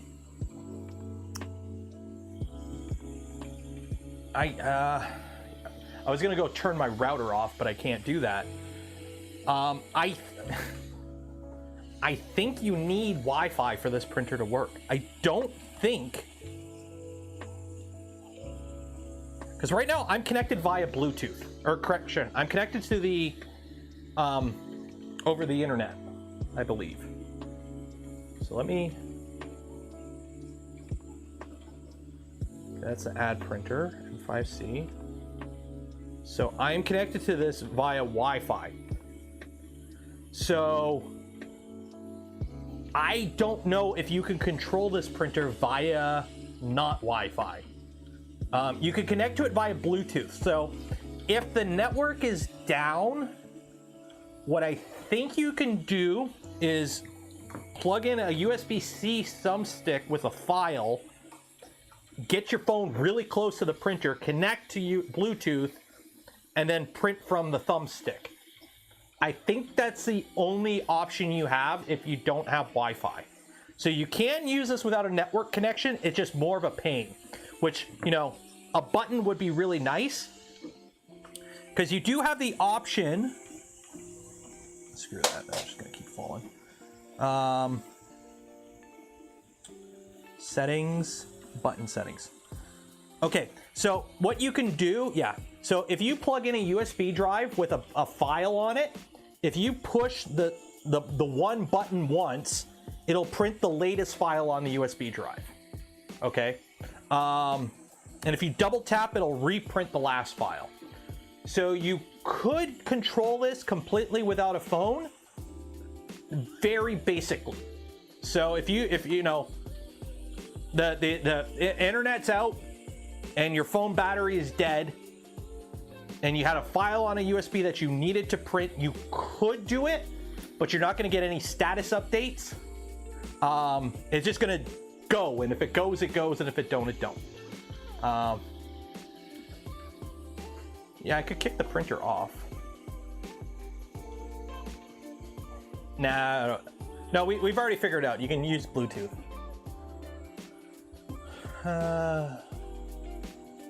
Plug it in, hit the button, and it will print the latest file. Okay, so yeah, so you can use it. Yeah, Tripod was saying. If this had a screen on it, like right now, like here's the problem with giving it a score, okay? Like it's hard to score. One, I've got one print on it, and we're not even done the one print, okay? Mechanically, I like it. It moves pretty smooth. The print quality looks pretty decent. Then again, all modern printers print good as long as you got a good profile. Noise is fine. I don't like the V wheels because they came with flats on them. Usability. It's either going to work really good when the app loads and everything's nice and smooth, but like right now, oh shoot, I need to change something. Okay. No, okay, log into my phone. Okay, so let me close all the apps. Okay. Okay, so scenario. Come downstairs. Okay. Oh, that's under extruding. I need to bump the temperature up. Okay, so come down. Okay, bump. Okay, that's under extruded. Bump the temperature up. Okay, we're done. Temperature's up. Okay. So let me actually turn that off. Okay. Okay, ready? Scenario 2. Come downstairs. Oh, that's under extruded. Let me turn the temperature up. Okay. Where's the app? Find the app. Where is the app? There's the app. Okay, load the app. Loading. Okay. Connected. Okay, connected. Load that. 2. Enter. Temperature up. That times every time you do anything on the printer. This needs a screen. Without the screen, this is harder to recommend. Plus, there's all the, as Grant probably will go on about, all the licensing stuff and EULA stuff. Part where you left your phone on the desk. Oh yeah, I forgot my phone. My phone's upstairs. Let me run back upstairs. Now, you could just pause the print and then do that. But that's what I mean. It needs a screen. It needs a screen. Now, here's the thing. For little Timmy, who, you know, grandmama bought him a printer so he can print stuff, being able to just pull out your phone. Okay, so let me reconnect to the app. Okay. Go to Explore. And I'm talking, this is somebody who just got into 3D printing. They're not like me who like building printers. They're not, you know, building cosplays and you know, all kinds of stuff. They just want to print little cool things because they bought up this for, you know, the kids in high school, early high school, late grade school, and they're kind of oh, you know, he's getting into tech. He likes Lego. Let's get him a 3D printer. So you buy him this printer. He downloads the app. You go to Explore. You've got files there. You got Flexi Dragons. You've got, you know, you got, now it'd be a nice way if you could search through this, like criteria. Ooh, don't change the temperature. Different, like, you know, different categories. But these are like generic prints. Now, I don't know where all these prints come from. I don't know the licensing behind these prints. I haven't seen any of these prints before, so I don't know if these are all custom prints. They're all by some guy named 3Woo. And then he's like, I want to print a cat, and you push the button and it prints a cat. That isn't the kind of printer I personally would like, but there is a market for people like that. Okay? All in-house designers. It would be nice if people could upload their files to it. I'm not a huge fan of gated communities, or of walled garden communities. That's why, like, anytime you see a print service bundled with like a printer like this, I don't like it. It splits the ecosystem. it's, how do I word this? Because don't get me wrong, I like competition. I like the fact that we have printables and things and Thingiverse and cults and whatnot. I like the fact there is competition, but as long as it's not designed specifically for one printer. Because then you get people in a walled garden. I'm not a fan of that. What was it? Randy! Gifted 10 community memberships. Cheers, Randy. Voice command. Does it have voice command? It's got a speaker. Okay, Anchor. Hello, computer.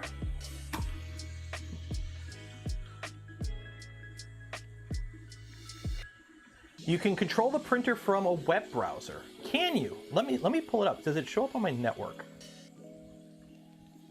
Because I don't want to put an app on my phone. I don't want to download something. Okay. M5.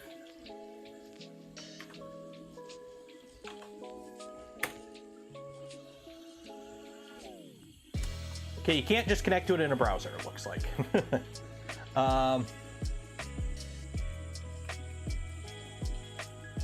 Yeah. Yeah, you can't just connect to it in a web browser. It doesn't show up. I just tried the IP address, it doesn't connect. From the app. Are you sure about that? Devices.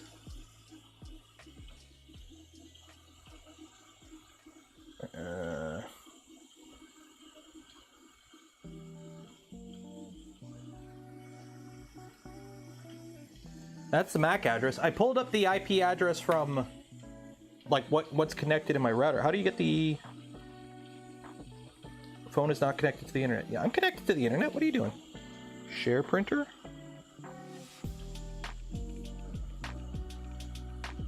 How do you see the IP address? Connect to the MAC address. I gotta type in the MAC address?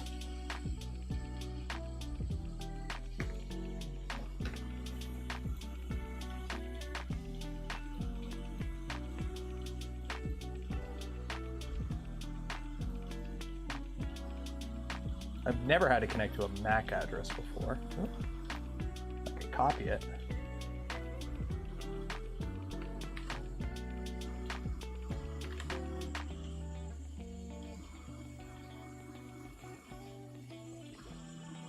You pulled it. Well, I've got the IP right here because I can go into my router and see what's connected to it, and I can see, I see M5, and then I see an IP address, and I copy that IP address, MAC router with IP.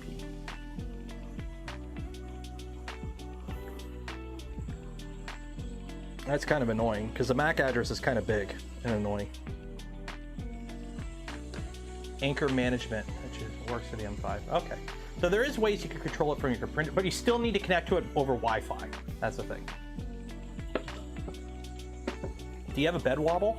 The bed is your standard bed flinger bed, right? So you got your belt down the middle, which is nice. You got your V wheels, and then it's a platform that the bed sits on, and it's rigid mounted. Seems pretty solid. Maybe it's a port. I don't know. How do you see ports?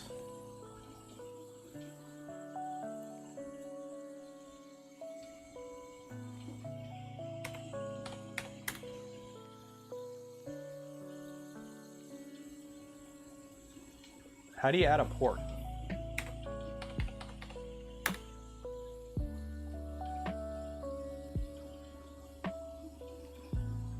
I don't know.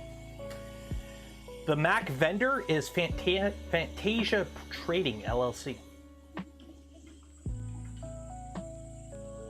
IP port. Okay, yeah, that didn't do anything. Yeah, I tried that. It didn't. 8080 didn't do anything.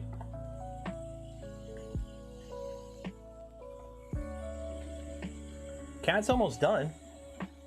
You need the, okay, so it's like the Bamboo where you can only connect to it through the slicer, which is kind of annoying, but is what it is.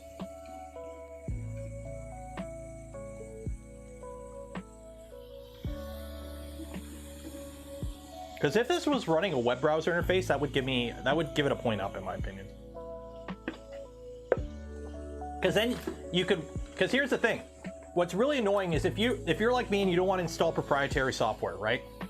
It'd be really nice if they did have a, like how Prusa has the very basic interlink where you can connect to it in a web browser. Very basic interface. All it gives you temps, basic controls. I don't even think it gives you controls. And you can upload files and print. That's all you got to do.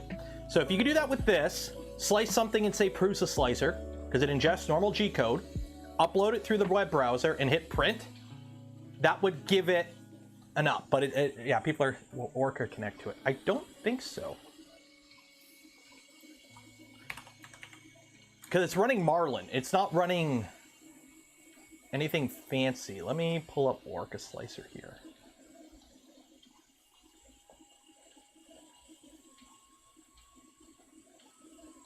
Crash into the bed. Lupa, that is basically your start G code. Your starting G code isn't compatible then if you're seeing stuff like that. Prepare. Okay, let's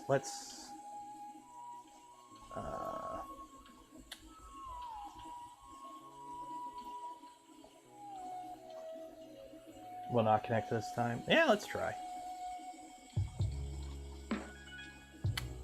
Yeah, I don't think it will. No. Oh, I closed the wrong thing. Starts printing.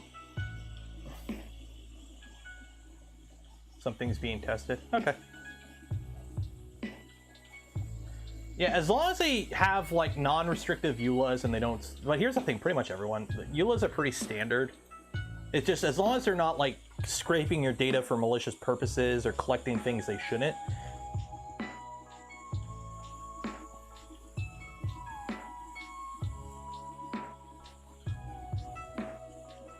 Can I use 300 spring steel on a 310 bed? I'm not kidding.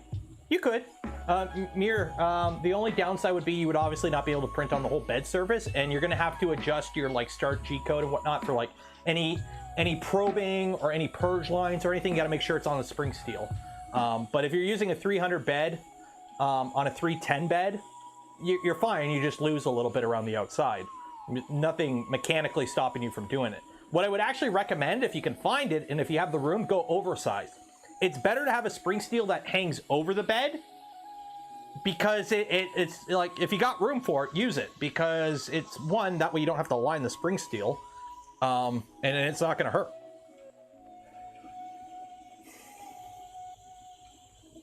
How to fix loud Z axis on it, thinking something is racked or belt too tight. Well, it wouldn't be belt. If it's racked, you like run the Prusa startup where it de-racks your gantry. So basically tell it to run up until it like hits both the top, and that'll unrack it. And make sure everything's lined up, right? You may have to crack all your screws loose on your Z to make sure it's like not on angles and whatnot. Please check for wobble. I will check for wobble on the bed after the print's done, don't worry.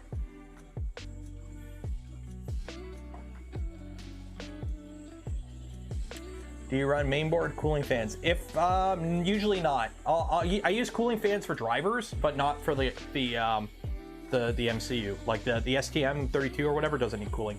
Usually on most of my printers, I just have like cross flow cooling, and that just does enough.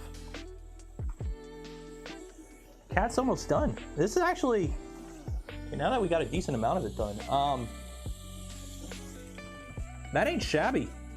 That ain't a shabby tabby.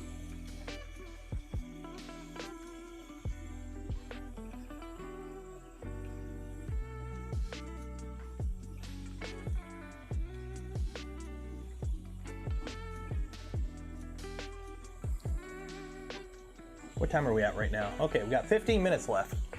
So again, if you haven't entered for your chance to win some Polymaker filament, link in the video description.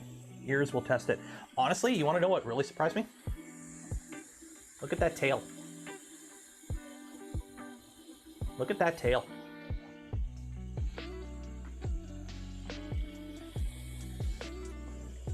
Yeah, this is fast, apparently.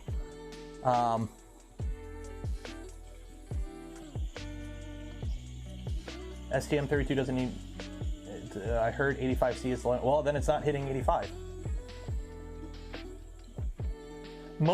Okay, here's the thing with most controllers are, like the controllers on the PCB, and most PCBs act as a heat sink to an extent, right?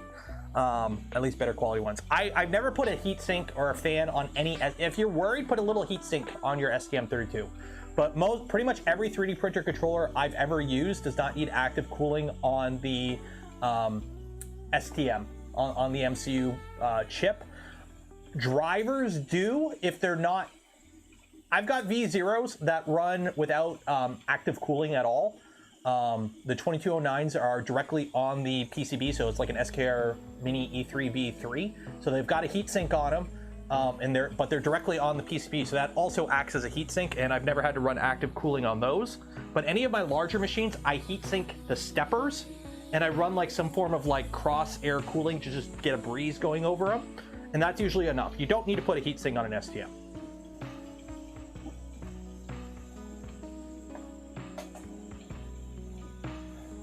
Can you plug it directly into this? No.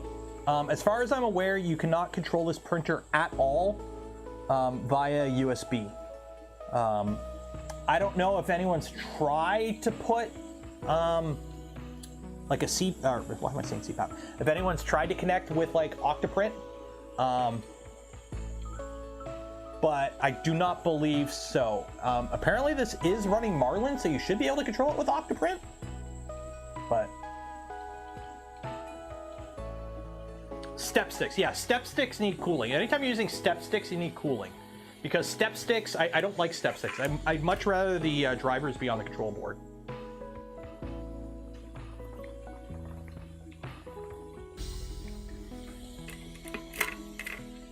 It doesn't expose a TTY interface over USB. Ah, okay.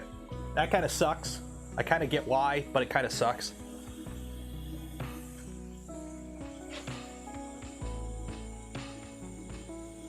If it's running Marlin, you can compile code to enable display. The problem is, Greg, they don't have the header on the PCB to connect the display. The only thing available on the header or on the PCB is you do have a UART connection. There is a TX and an RX, a 5 volt and a ground pins available, and a few others. But there is no, like, where the LCD header would go, where the ribbon cable connector for the LCD would go, they did not solder on the connector. So.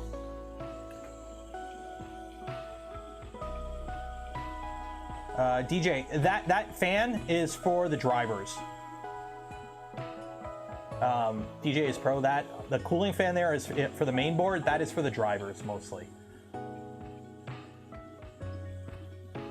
Monitor terminal to serial. Maybe.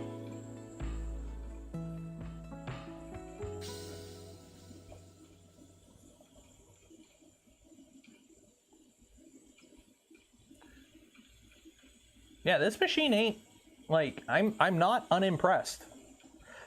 The print looks pretty dang good. The machine isn't crazy loud. It moves with authority. I'm not hearing any funky noises. It's got a decent extruder setup. It's direct feed. The biggest complaint I'm going to have about this machine is the interface, the lack of a screen, the fact that you can only use this through an app. And this is coming from somebody who only controls their printers through an app, usually. I pretty much half my Vorons don't have screens on them, but they're running Clipper.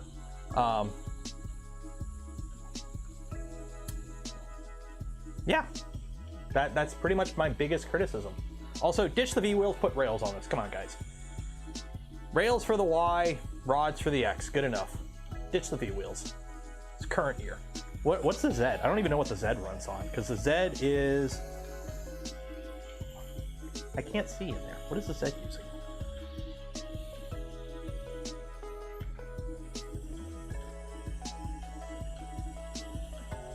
It looks like it's riding on...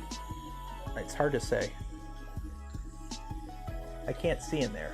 They might be V-wheels. It's hard to say, because it's all enclosed.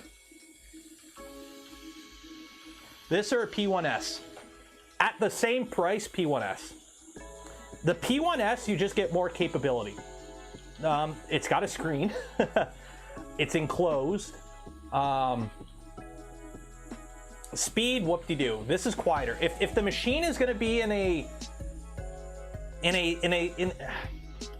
if the machine's going to be in a living space, without little kids and animals around, maybe this, because it is quieter. The P1S and the P1P are pretty loud. All the bam.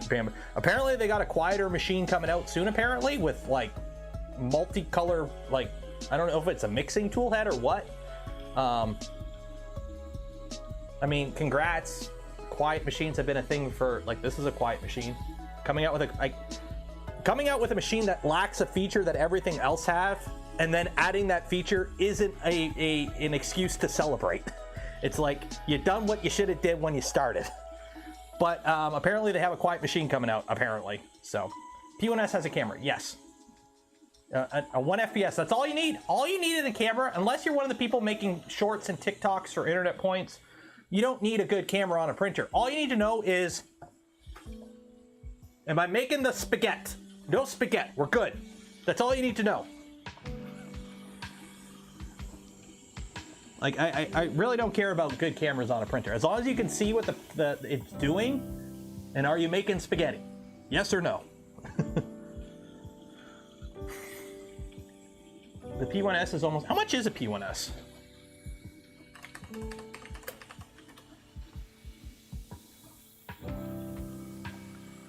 Oh, it's 900 Canadian. Okay, so this is $699.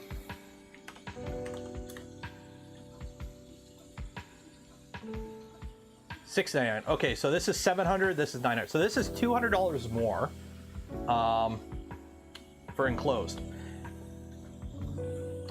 If you do not need to print ABS or ASA, and this print volume is enough for you, it's what? It's like 220 by 220 by like 250. I could see this being an option. Your money may vary. Again, this has no touchscreen and you have to use their app to control it. Nathan, $20 to open it up after the print. Nathan, I'll do you one better. What you can do is when the stream's done in 6 minutes here, go watch the beginning of the stream because we opened it up at the beginning. Still enough for a time lapse. Exactly. Cameras, make sure it's not on fire. Ooh, deep cut. Okay, so.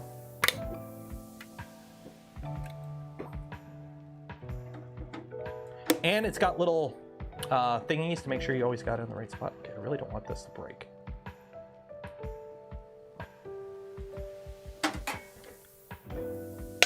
There we go.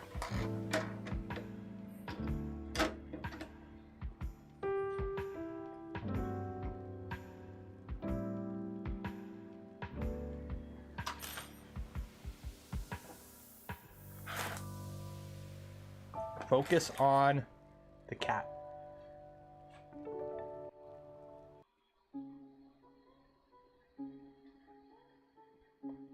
That tail's clean. Those ears, this looks really good. I'm actually, first layer is good. Here, you know what? Because I could do this now. Ready? Woo! High class! Okay.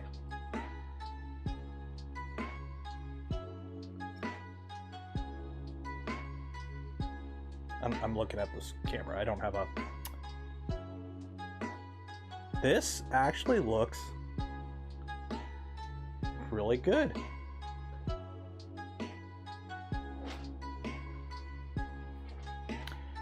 I like the fact that I have all my cameras on swing arms now. You see some stringing. I don't really critique stringing because stringing is very dependent on the slicer setting and the filament. Having stringing isn't really something the printer has control over because you can always adjust printer settings to get rid of it. And that's just slicer settings. And it also has to do with filaments. Some filaments are more stringy than others, like silk filaments and flexibles and whatnot. So I don't really judge stringing, especially like how wispy this stringing is. That's nothing. So I really don't care if there's a little bit of string. It's hard to see on the white the knit line or the start stop. Like it is a little noticeable. It's hard to see in the white filament, but Overhangs are clean. Okay, you know what? Let's print something that actually will take a while. Let's print one of those Flexi Dragons. Print completed, 12 go. Yeah, 36 minutes. How would you rate the quality? I will give it a 5-star. Okay, so let's explore. Let's do a Chinese dragon.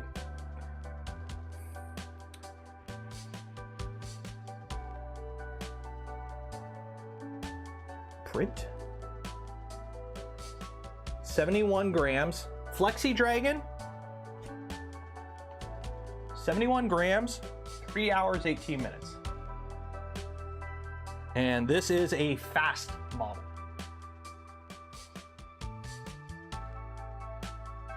You can download the files too. Print, print, print. Okay. Let her roll. AR-15 lower. I live in Canada. I can't do that. The V-wheels are okay. The problem is there's flats on, but as you use the printer, the flats kind of go away because they weren't too bad. I still don't like V-wheels because of the flat issue they can form. That's a greasy phone. This phone has no case and it's a float. It floats around. Like I've used this with my hands covered in grease. It is literally a burner phone for this kind of thing. A Nerf AR-15 lower. Ah, yes, it's for airsoft purposes only. Don't need no Mounties knocking on my door. Also, I already got AR lowers. Knit line is injection molding. I know, John. I'm a tool maker by trade. Okay, let's do this giveaway. You guys want to do a giveaway? You got 1 minute. 1 minute till we do the giveaway. So enter for your chance. Link in the description. Hurry this up. Do this now. Ships the white filament with the printer. Well, here's the thing, Virus. They don't ship any filament with the printer. They actually sent me 2 spools of white and 2 spools of black filament. So what I'm going to do is I'm going to print this with the I'm going to print the dragon with the white filament they sent me, and then I'm going to load some like Jesse or Polymaker in it and print something else. Oh, you got a license for that, you bolt. I'm not British. So yeah, they actually don't ship any filament with the printer, which that's actually fine by me. Either send a spool, either send an actual proper spool, a 0.5 kilogram or a kilogram spool, or don't send anything. The little sample size spool means nothing. We've got 200 likes. Everyone like the smash button. We're doing a giveaway right now. Okay, let me close that, open that. Responses, accepting responses, not anymore. Link to sheets. So give you a tease, if I can find it. Uh-oh, where did I put it? Oh, it's over there. Tomorrow, Tallboy. I've got some parts printed. I gotta print the rest because I'm gonna have, oh yeah, I gotta print the rest quick. Look, Tallboy is getting some upgrades tomorrow. We have a metal tap mount. I've got to cut a MGN12 rail down to size. Yeah, we're playing around with Tallboy tomorrow in the garage because the Ultimaker's done. So Tallboy is getting some upgrades. So tomorrow is going to be the strip down and prep for the Tallboy upgrade series. I've got carbon fiber gantry parts. I've got a tap, a metal tap we're putting in. Yeah, that's what we're going to be doing tomorrow. So if you're not subscribed to the channel, make sure you're subscribed.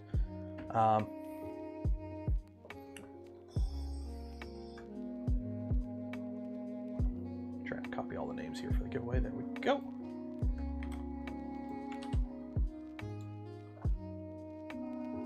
Can it fit in a Voron?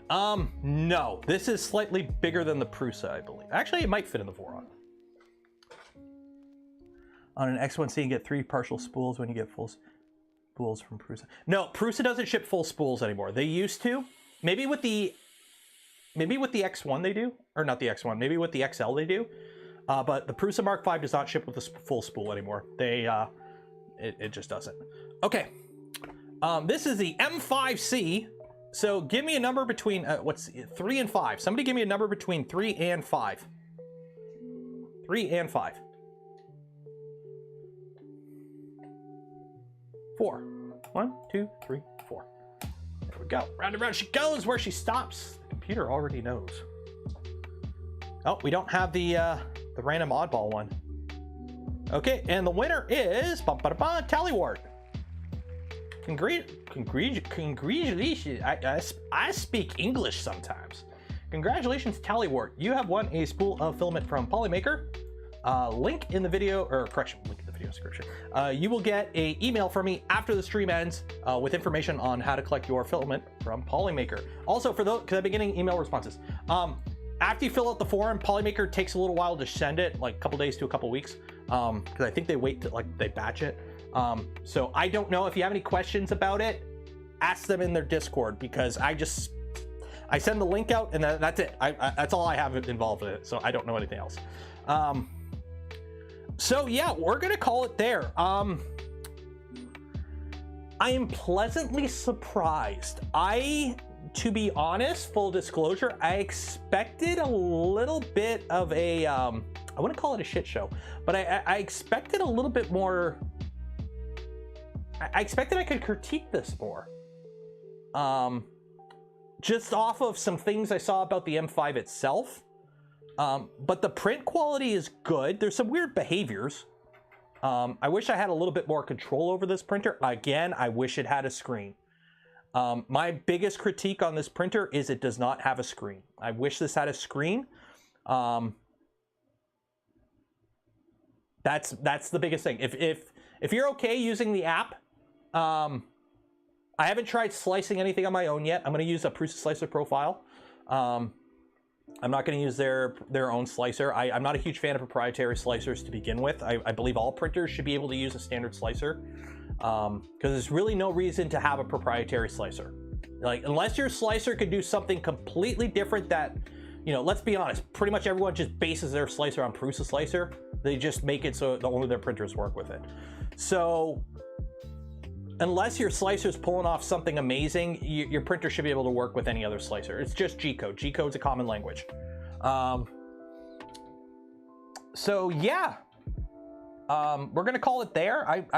If you are interested in getting this printer, if you're a power user, or you run a print farm or something, is this the printer for you?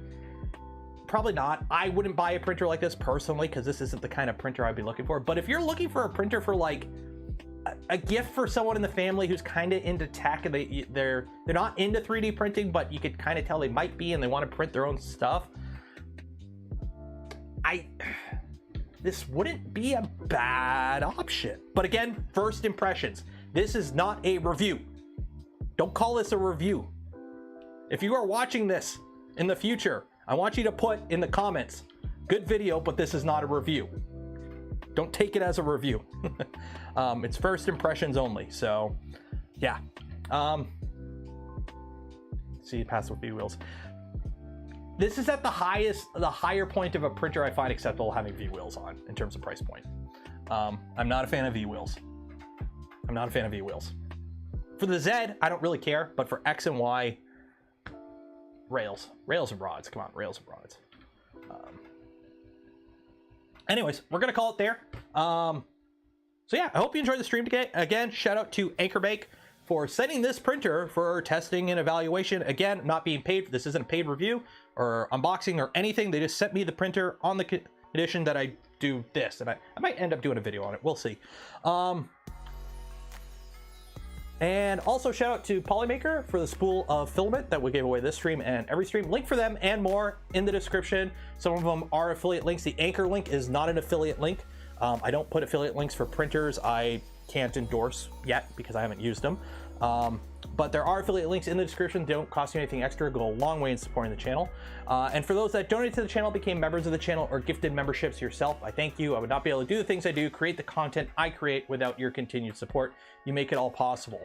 Again, tomorrow, we are on to Tallboy mods. We're going to be doing some modifications to this printer. And then also, next Tuesday, we'll be back to the VZBot. And I think that's it. Yeah, there you go. It's Friday. Be safe out there. Wash your hands. Enjoy your weekend. And I will see you tomorrow. Bye.